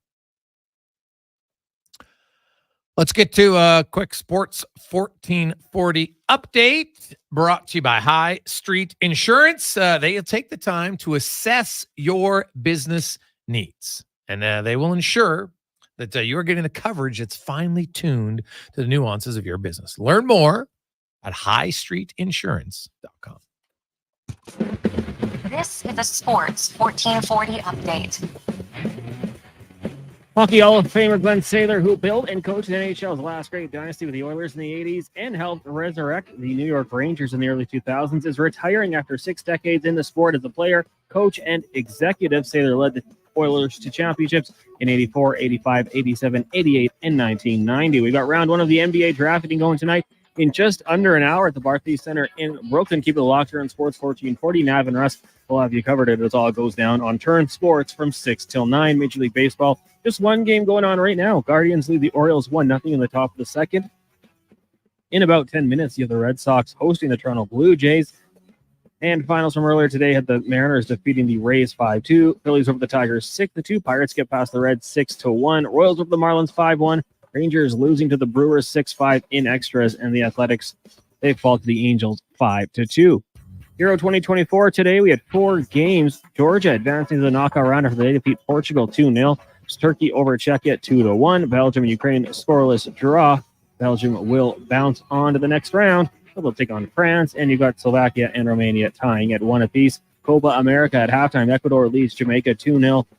And later tonight, Mexico takes on Venezuela. In town, the Riverhawks are back in action. They'll take on Bellingham down at Remax Field. First pitch set for 7:05. Coming up in hour 4 of the Jason Gregor Show, we will be joined by Mark Spector of Rogers Sportsnet and Rick Tracy from the Edmonton Oilers. I'm Connor Halley. This has been a Sports 1440 update.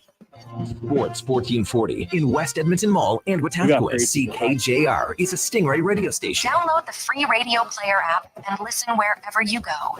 The 100% Canadian beef McDonald's Western Barbecue Quarter Pounder is quite the mouthful. So, who better to sell it in 30 seconds than a 100% Canadian auctioneer? Oh, mercy, it's back. 100% Canadian beef, topped with delicious smoky barbecue sauce and bacon. Who wants bacon? We got hickory smoked bacon strips, crispy onions. Who wants pickles? Not one down, better than 2 slices of processed cheddar cheese, served on a toasted sesame seed bun, and it's so for a limited time at participating McDonald's restaurants in Western Canada. Rule number 37. Elk Island mosquitoes don't believe in personal space.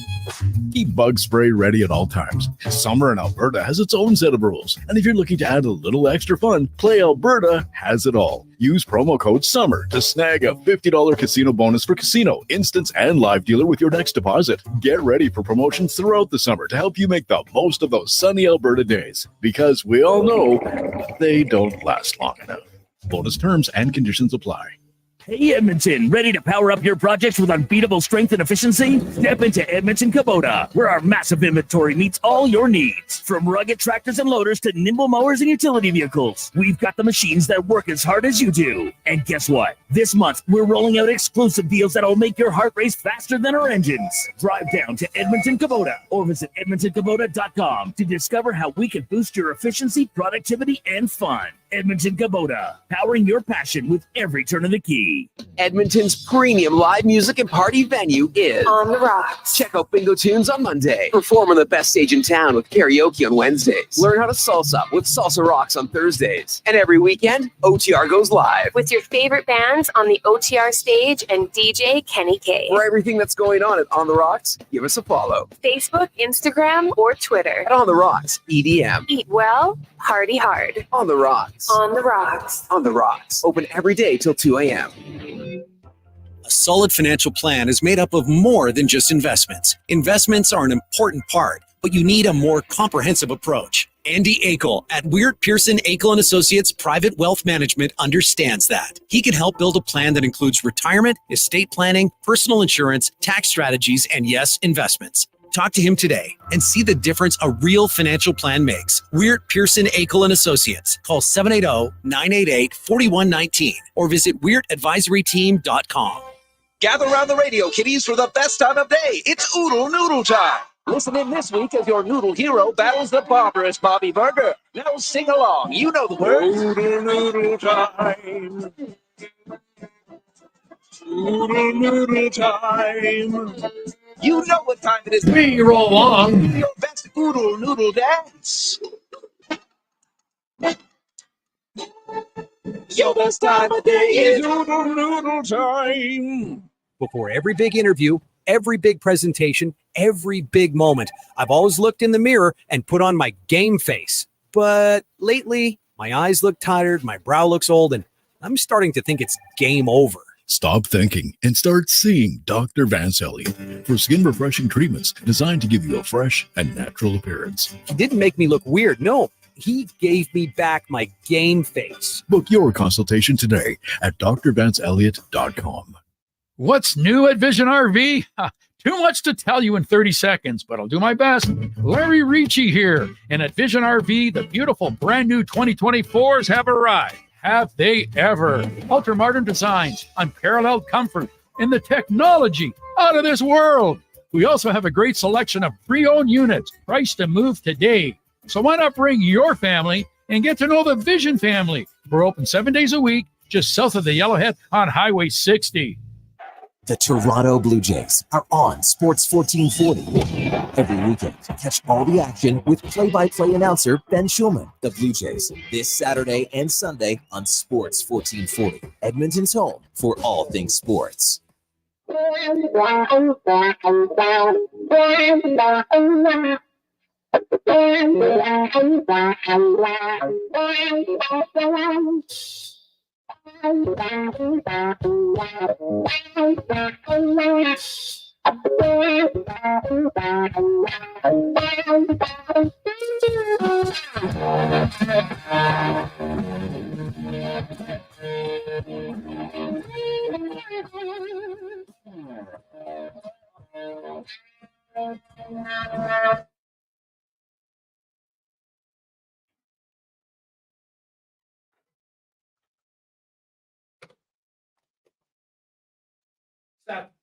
After 5 o'clock. It's after 5 o'clock. Sports 1440, Oilers Nation, YouTube and Facebook. How are you? Jason Gregor, Connor Halley. PlayAlberta.ca. Reminder, Lotto 649. Get your tickets tonight at PlayAlberta.ca. We get to the Spec Report now, brought to you by GS Construction.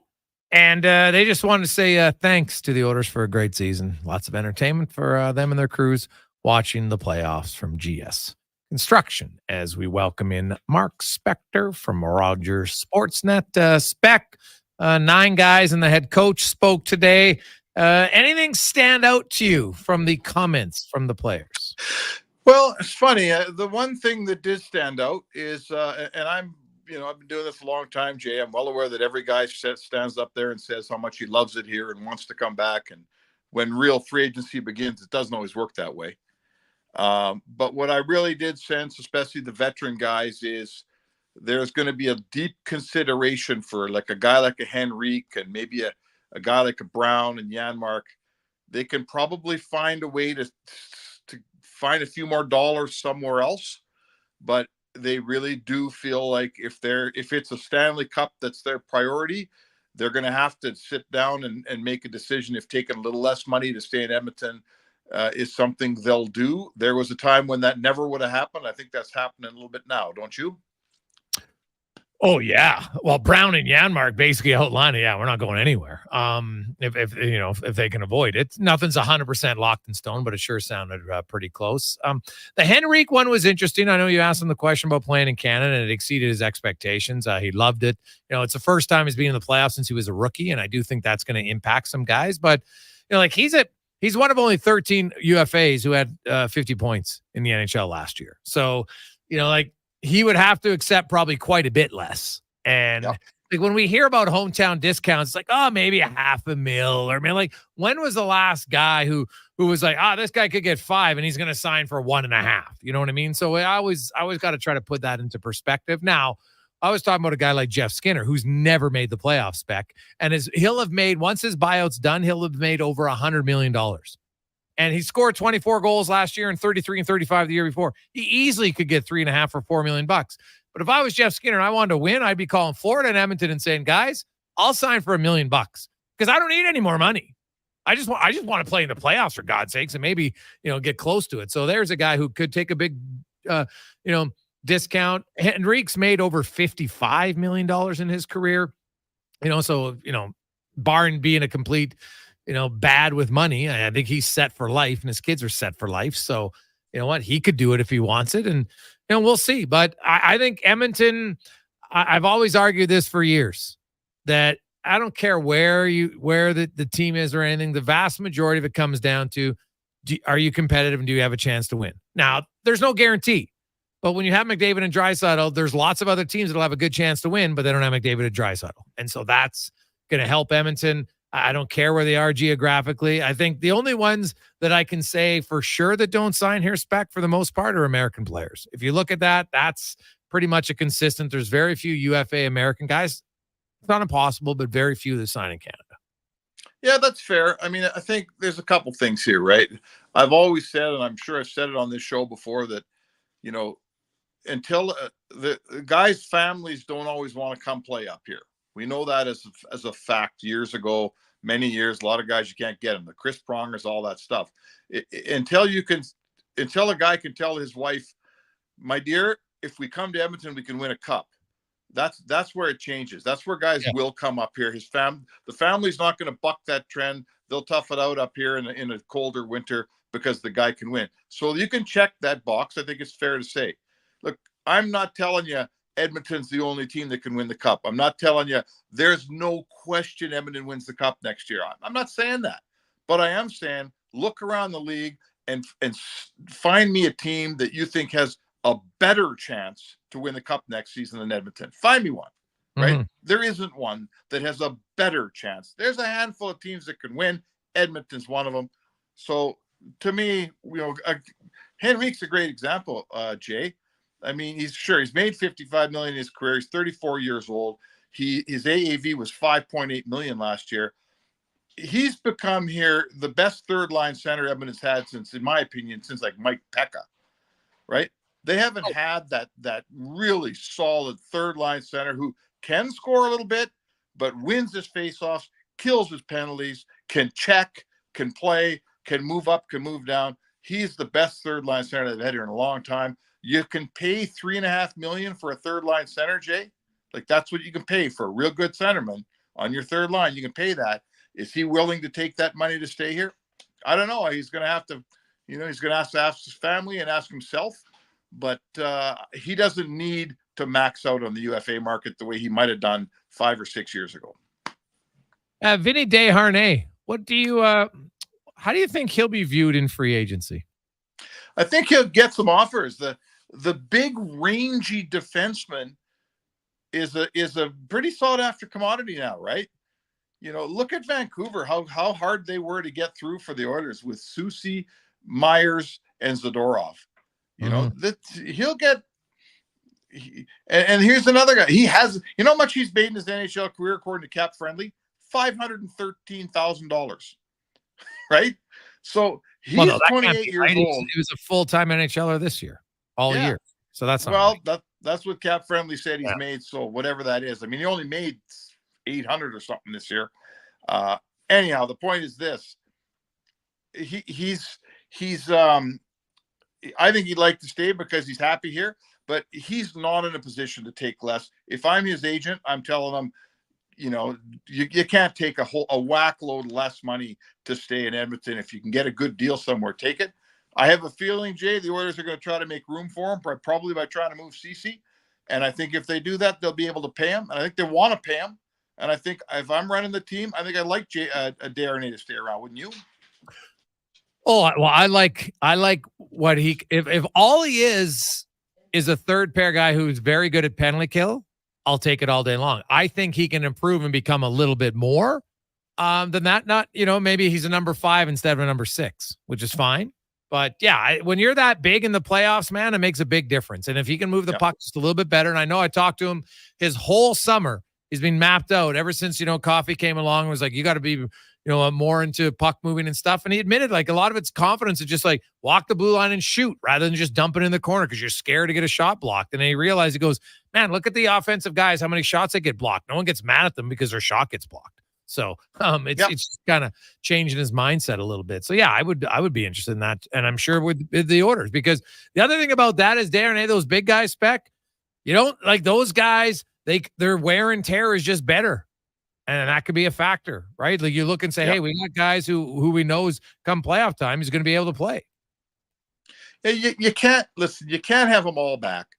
Not everyone's coming back, and you don't always want everyone back, right? But there's certain elements that you'd like to keep around. Obviously you got to make room for Broberg to play next year. He's got to be a regular 6 in your lineup, no question. For sure.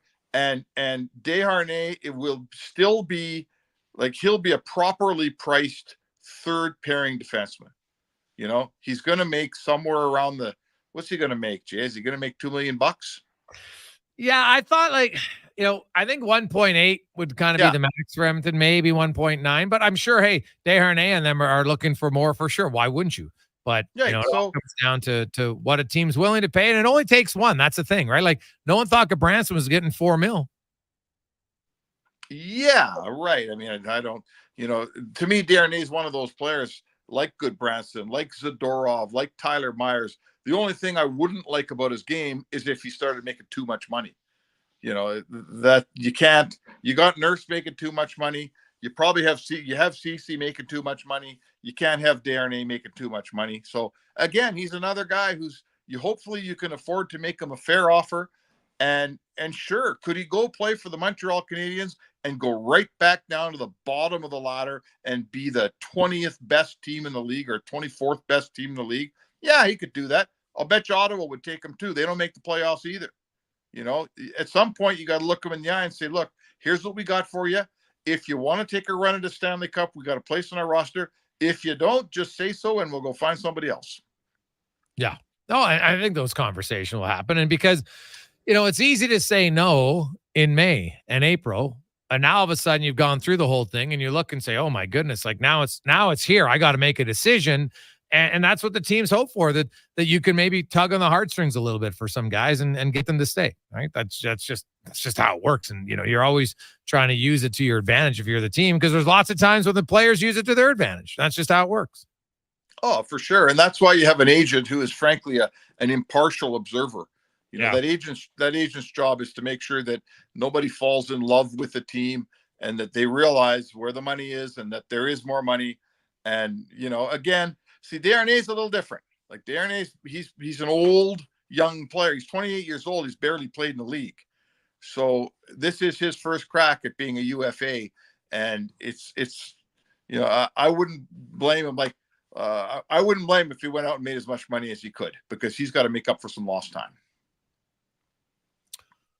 Spec, you look at the orders and, Ken Holland, not a surprise. We've talked about this all year. He's not coming back as a GM. I think Jeff Jackson is going to be the de facto GM. I wonder if there's even kind of a restructuring announcement in the organization. We'll see. But what, how would you view the Ken Holland 5 years in Edmonton? And what's your expectations for Jackson moving forward? Well, I wish I could say to you exactly what he has planned. I'm not exactly sure what it is, to be honest. We've gone from hoping that Steve Staios becomes the GM and Ken Holland stays around as a bit of a consultant, to losing Staios to Ottawa.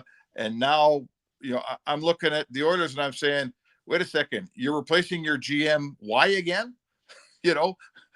What are you going to go find a better GM now, that instead of the one that took you to Game 7 of the Stanley Cup final? So, I'm not positive what Jackson's got going here.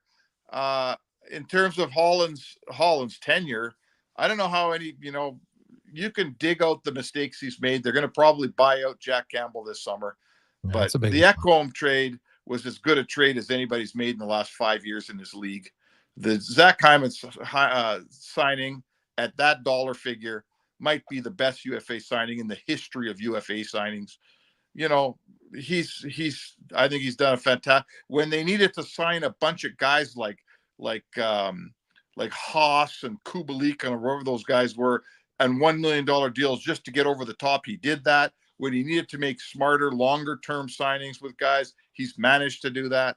So he's made the playoffs every year. They've played 9 playoff series in the last 3 years. Jay, I don't know what people want. I don't know how much more you want out of your GM than what this guy's done here. Is it his fault they came up a period short, 2 periods short, a couple goals? I don't think that's the GM's fault. So I'm not sure if there's a GM could have done a better job than Ken Holland did. What do you think?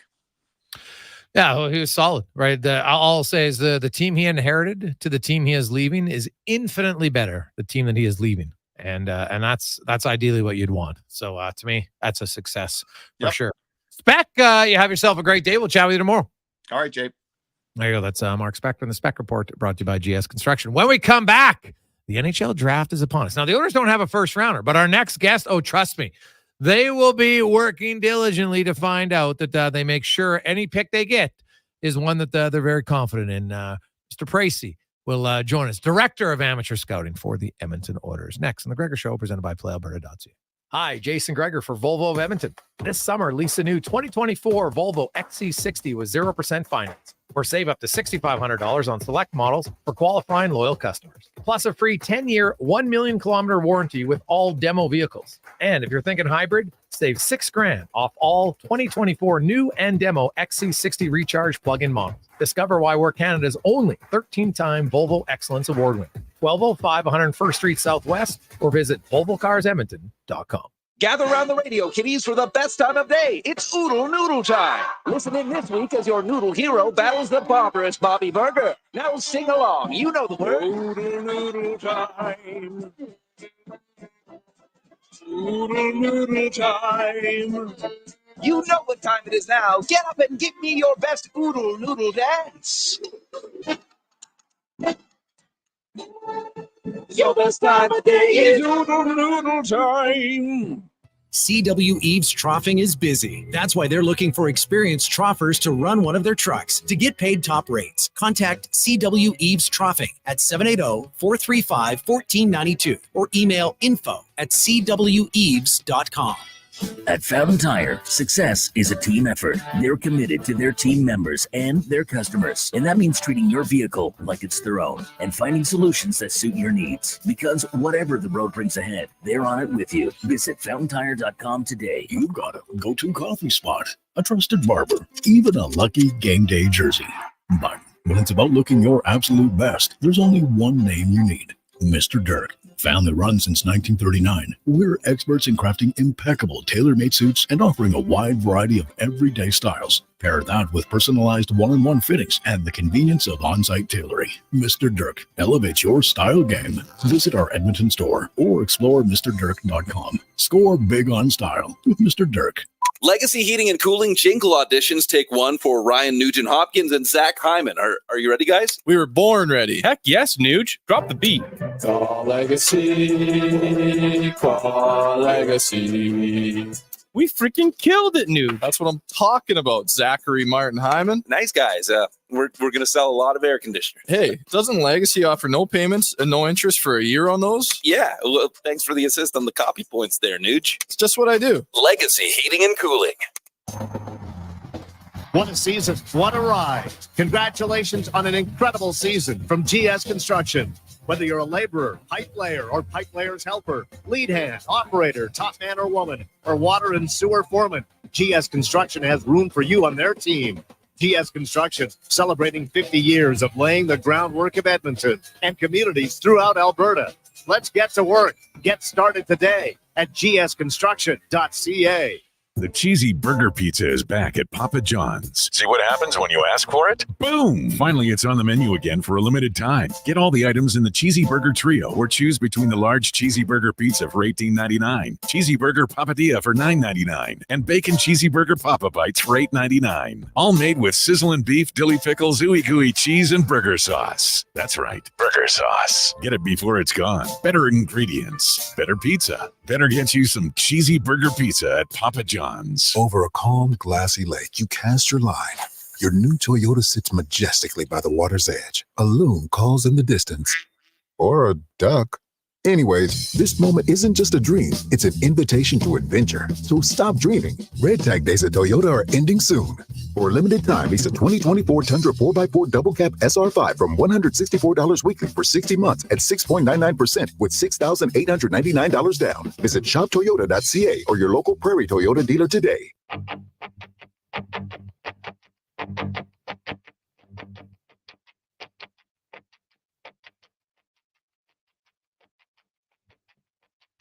All my life I've been searching for something. Something never comes, never leads to nothing. Nothing satisfies, but I'm getting closer to the prize at the end of the rope. All night long I dream of the day when it comes around.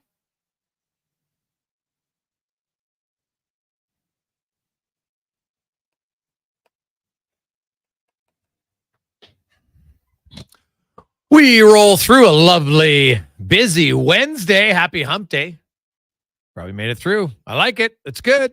Hope you're having yourselves an awesome day. As we are now going to talk the NHL draft. It's so crazy. The Stanley Cup finished 2 days ago, and now in 2 days' time, the NHL 2024 entry draft is upon us. Our next guest has been working very hard preparing for that. He is the director of amateur scouting with the Edmonton Oilers, was signed with the Oilers last August. So this will be his first year running it in Edmonton, but he has over 20 years as a scout, working mainly with the Philadelphia Flyers. Rick, welcome to the show, my man. How you doing? I'm doing well. Thanks, Jason. Thanks for having me. Well, I appreciate you coming on. it has to be a little bit different, I would think, Rick, when you don't have a first-round pick. Now, you always have to prepare on the off chance that, your GM pulls off a trade and gets you into the first round. But how different is it? Do you spend a lot of time in scouting meetings on like the top 10 or top 15 players, or is that kind of a waste of your time if you look at it realistically?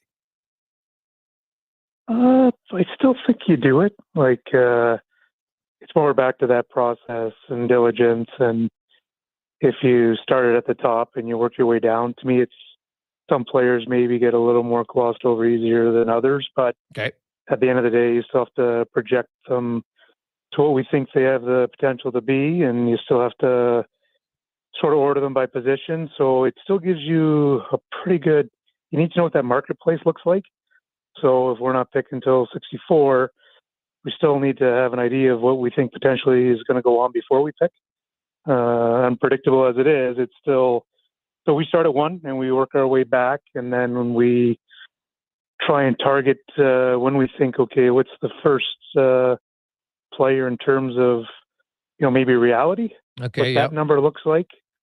And then we also need to sort of get players we think that might be sort of undervalued or efficient, or perhaps we like them better than the industry evaluation. So we can identify those players, and we have to create situations where we're looking at trade-up scenarios if players fall to certain areas in the draft. And so it's a lot of work, but to answer the question, start right at the top and work your way back. So, Rick, when you look at the draft and kind of everybody has a certain approach, or not maybe approach, but style and what they look for. And so when you're looking, I know the goalies, what you're looking for are different than forwards or defensemen, but I understand the best player available adage for sure, Rick, but how do you go, do you ever draft on need as an organization? Does that come into it all? Or because lots of these guys, when you're talking second, third, fourth rounders, your need as an organization might change in 4 or 5 years when they're finally ready to be pros? Yeah, it gets tricky. Even best player available, it's it's not very often when players really, it's pretty open ended to who the next best player is, and we have 10 scouts with 10 varying opinions and a diverse opinion what they're looking for, what they would interpret the best being. So I think we probably go off of traits and projection. Okay. And then we need to have a nice mix in our group. We need to have someone that values size. We need to have somebody that overvalues competes. We need to have an appreciation for skill and sense. So it's sort of a mixture of both. Yet, to me, it's identifying the traits. It's isolating on what's important, and having that metrics of making the traits work. So the traits match the player type matches the projection. Let's bring our analytics into it. Let's take a look at it from a performance standpoint. Let's try and mitigate anything that's off. And then, to me, it's feel. So we try and come up with, some sort of order based on how we feel about a player. But projection and trait value is probably the best way to drive the list, in my opinion, as opposed to who the next best player is. Or when you go off need, that can get very dangerous. My experience over the years. Okay. Needs change rapidly. Even in the moment, crazy things happen. You think you have a lot of depth at one position, or you think it's strength in the organization, and next thing you know, deals are made, or a prospect doesn't perform up to expectation. Lots of things change, and although it may seem like a long timeline, it really does happen quickly. And then, to me, when you try and make something fit, you can sort of overcompensate. We need a defenseman. We need a defenseman. So we take a defenseman. To me, there's an inherent risk that way. So I'm very, very careful of, trying to make something fit. Rick Precy, Director of Amateur Scouting for the Edmonton Oilers, joins us. Of course, first round is on Friday, and then the next Saturday we'll have rounds 2 through 7. Rick, for you, having done this for so long, you mentioned the analytics part. How much more do analytics come into amateur scouting than they had even maybe 4 or 5 years ago? I would say substantially. And I think to me, it's all how you embrace it. And then it's almost like that, jury selection type of thing. You're on the same side, yet you're looking for things that, the eye test tells you something or the evaluation tells you something. And then the numbers, do they agree? Do they disagree? And why? Can we provide context as scouts? From the numbers, what do the numbers tell us? Can they make us look in different directions? Can we spot efficiency? Can we find out, through the numbers, who's doing the most with the least? Can we look at it from one thing that I think is really important is environment. Okay. You may look at, 20 teams in a CHL league, for example. They're not equal. The player in one situation is substantially different than another. Yes. Player's depth on a team might be different. He might be playing with 10 NHL affiliated players where another prospect might not have any. So we'll do a lot of work looking at environments, looking at quality competition, quality of line mates, quality of matchups, time on ice, zone starts, just understand their usage. Okay. To me, if you can get the environment right, you have a chance at the player. Whereas if you get the environment wrong, chances are you don't have any luck getting the player right. Yeah, I love that answer, Rick, because it's so true. You can be a 35 goal scorer on a team that has a bunch of 19-year-olds, and where you're another 17-year-old who might only have 22 goals, but you're kind of the guys who kind of had to lead the team just because they're in a rebuild. So there's definitely different situations a lot at different times. But where do you come out on, you might be with good players, Rick, but there's still a skill set involved in being able to play and produce with skilled players. How much does that come into your evaluation of players? We'll look at it, right? There's always that Foxy by proxy that we're mindful of, yet it takes timing, it takes sequencing, and reading up players and how they interact through offensive zone. We look at touches. We look at touches per shift. Things like that. There are ways you can sort of see how the player's interacting within that group. Okay. And then with the line mates, it does help you with sort of quality of competition, and it can give you a little bit of a read if you think a player is overrated based on who they're playing with and who they're playing against. Mm-hmm. So all things that you have to be mindful of, but it's that idea that, okay, the third line player playing 14 minutes a night, behind good players, maybe on the second power player, maybe learning to play on the PK to get his minutes up on a really good team versus a player that's a first line player with maybe not a strong support staff yet, high minutes, number one power play, featured player in the lineup.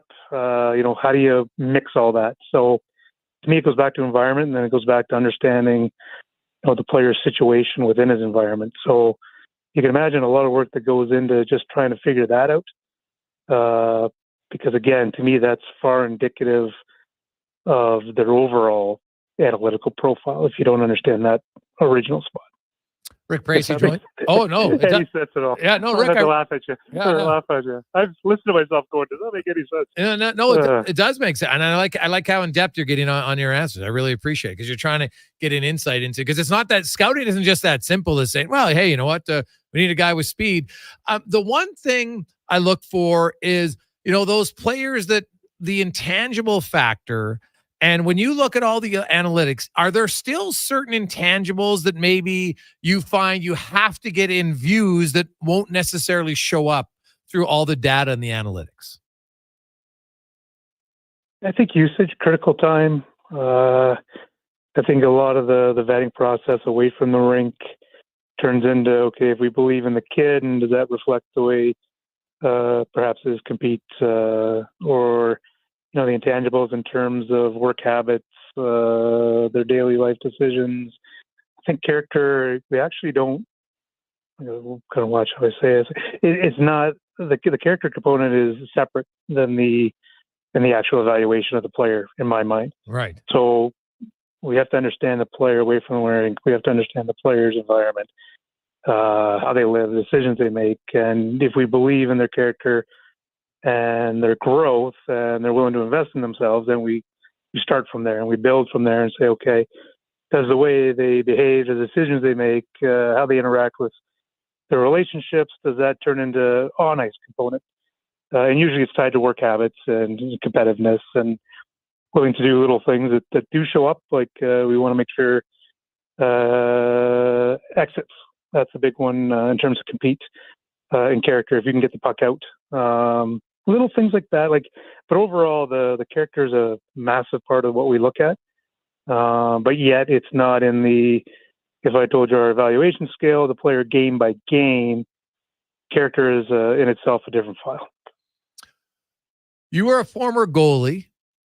Evaluating goalies do you think you have an advantage having played the position, or it's changed so much from when you played that I don't know, I think goalies it's kind of a joke, I think, or voodoo. From year to year you see guys and you think they're good, and then all of a sudden, you talk about environment of drafting players. What about environment of goaltenders? Do you almost want a goalie who's in an environment where he faces more quality shots and maybe necessarily has a worse goals against average and save percentage, but it's because he's facing more quality shots? Certainly. Yeah. I mean, 20 years ago, I told you I had an advantage, but now after a very humbling run here, I would say, no, I don't think I have an advantage. Okay. I think that the game has changed a tremendous amount of how they play the position. Okay. Especially from beneath the dots. Size has always come in, especially in the last 10 years. That's played a factor. The analytics on goaltenders, for sure, there's tons of things we look at, from quality shots they face to volume, to the records within the volume, save percentages, PK save percentages. There's tons of things you can look at to sort of sort through, quality versus quantity. But it's very rare when 17-year-old goaltenders, a lot of them may not be starting. A lot of them may, be getting tough starts. Maybe sometimes they're being fed games that our teams are not expected to win, or, on road trips, getting the tough starts, sometimes 3-3. Little things like that. It's really important to detail. And that is such an unpredictable position in terms of performance. So performance to us is important, yet we're trying to find every indicator that tells us there's ability, and then the game by game stuff, if we over rely on that at that position, I think would be an overplay on our part. You can't. Is stopping the puck the answer? Sure it is, but there's so much projection at that position that to me sometimes performance is a deterrent if you overvalue it. What about the mental toughness factor, Rick? And can you even evaluate that on 17 and 18-year-olds when the vast majority of NHL goalies really don't reach their stride till they're 25? Yeah, I would say it's extremely difficult. And again, it goes back to, some goaltenders are starters, some are 50-50, some are clearly backup in their ice distribution or their starting distribution. So really difficult, but you're still looking for, I know the goalie guys sometimes that they could care less about the stoppable one that goes, the poor goal, for example, as long as it's not a consistent leaky location goal or stuff like that. But if they see a bad goal, maybe it's the reaction or the recovery from the bad goal. Do they recover on the next shot? Do they look confident? There's always little body language things or performance-related things within the performance that you can draw out. But to answer your question, I would think it's very, very difficult. It's part of our job for sure, and I think a lot of it comes with experience. And we have Jeff Salayko that looks exclusively at goaltenders for us and does a terrific job. So a lot of the finite stuff and details, come from him, and our scouting staff identifies goaltenders, and we certainly work at it a ton. But very volatile position. Yeah, again, yeah. like you need to know that. There's a groundbreaking statement. Yeah, very true. One last one for you, Rick. When you look at this draft, and you've been through 20 of these, and so some say, "Oh, this is a really great draft," and 5 years later, it doesn't work out that way. Is there a position of strength in your eyes in this draft where it's a little bit deeper, whether it's wingers, forwards, puck moving defensemen, maybe they're guys with edge? Is there a little bit more depth at any one spot in the draft this year? One thing I think that seems to spike a bit is probably early in the draft. So if you had a high selection in, let's say, the top 15 or top 20, I think at the defensive position, there's some interesting kids and lots of variety too. There's some bigger kids with lots of range and some offensive upside, and then there's some skill, more of a pure base skill or point production skill on the blue line. So there's some size. There's I think a wide variety of blue liners that seems to be at the top. Okay, and then I think maybe once you get past that threshold, maybe it swings a little bit into the forward. There seems to be some depth up front in terms of quality, maybe not high-end projection, but maybe some middle six, maybe some top 9. If you get really lucky, an undervalued guy that could maybe be a top 7 that could go up and down a bit. You might get lucky because there's a handful of kids that are real interesting. Rick, I really appreciate your time and your in-depth answers. Thanks for this. Enjoy the draft. Appreciate it. Thanks. And what a run. Real proud of our players, our organization. So, exciting time for the Oilers. Yeah, you bet. Oh, it was an unbelievable run, and Oiler fans pretty hoping that there'll be another one next year. Thanks for your time, Rick. Appreciate it. Rick, thank you very much. There you go. That is Rick Precy, Director of Amateur Scouting. I really like that interview, man. Like, really good in-depth answers. That was fantastic. Quick break. We'll come back, wrap things up in the Gregor Show, presented by PlayAlberta.ca. Rule number 37. Elk Island mosquitoes don't believe in personal space. Keep bug spray ready at all times. Summer in Alberta has its own set of rules. And if you're looking to add a little extra fun, Play Alberta has it all. Use promo code SUMMER to snag a $50 casino bonus for casino, instance, and live dealer with your next deposit. Get ready for promotions throughout the summer to help you make the most of those sunny Alberta days. Because we all know they don't last long enough. Bonus terms and conditions apply. AccuSteel Heavy Haul Trailers have been providing highway and off-road custom trailers for over 25 years, bringing you innovative solutions for unconventional problems. They're your industry leader in engineered heavy haul trailer frame repairs, retrofits, rebuilds, and custom trailer fabrication. When you need to haul the largest machinery on the planet, they can do it with a premium engineered heavy haul trailer made right here in Alberta. They're 100% family owned, treating you like part of the family. Trust the experts at AccuSteel Heavy Haul Trailers. Learn more at accusteel.ca. Boxing Week pricing is back at the Brick, and that means amazing end-of-year sales during summertime. Save up to 40% off mattresses and up to $700 off sectionals. Also, take up to 25% off dining and bedroom packages. Plus, from June 28th to July 1st only, find specialty Boxing Weekend deals like mattresses starting at just $149.95. Make your dream home a reality with brand name items on a budget. Some exclusions apply. See in-store for details. The Brick, saving you more. What's cracking at Cattail? Maybe you've got the next tiger on your hands.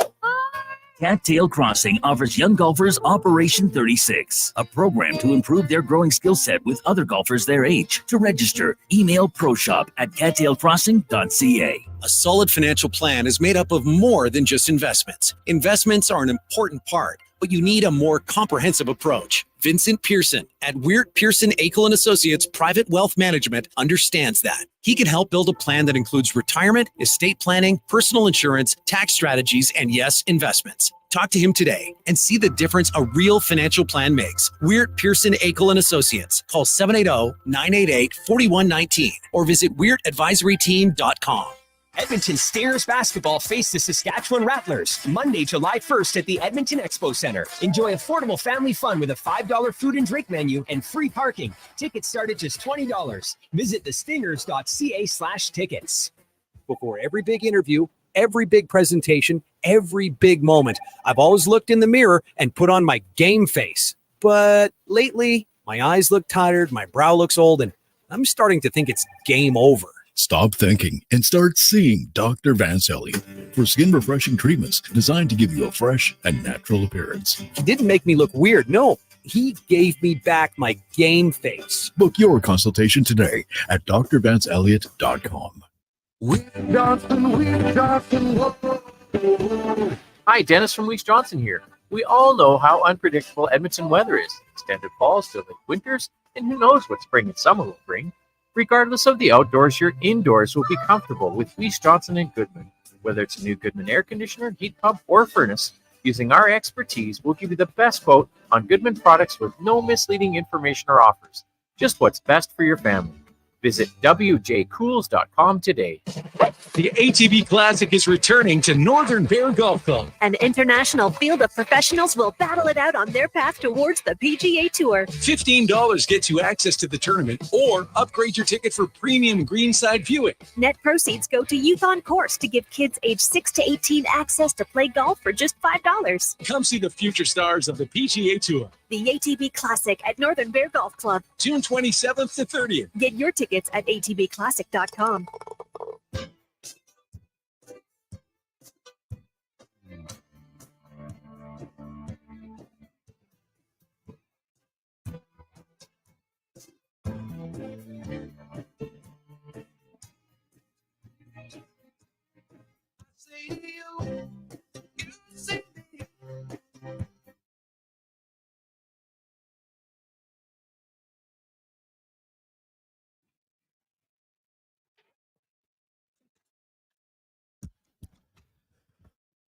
Oh, we are set to wrap up a busy Wednesday. Man, there's so much going on. This is like the first day, really, of the offseason. Yesterday was the morning period.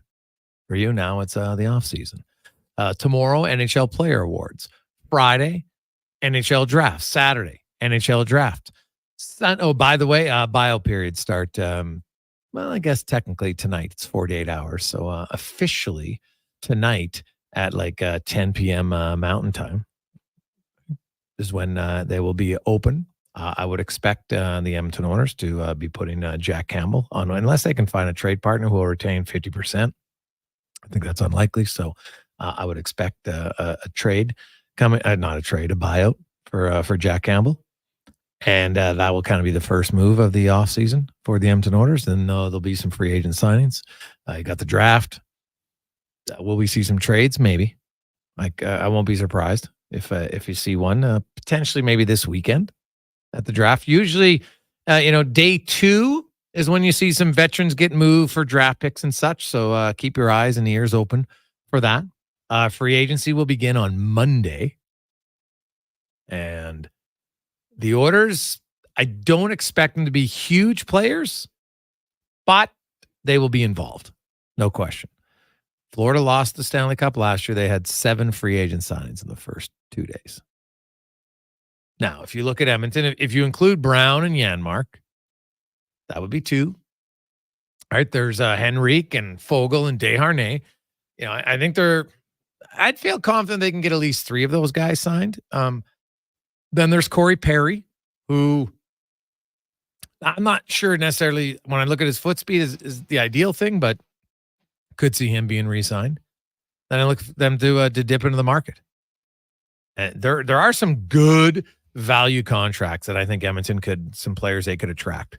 Because there'll be lots of players who look around the league and be like, my best chance to win might be Edmonton. There's no guaranteed chance. But the Oilers got a pretty good roster, especially at the top.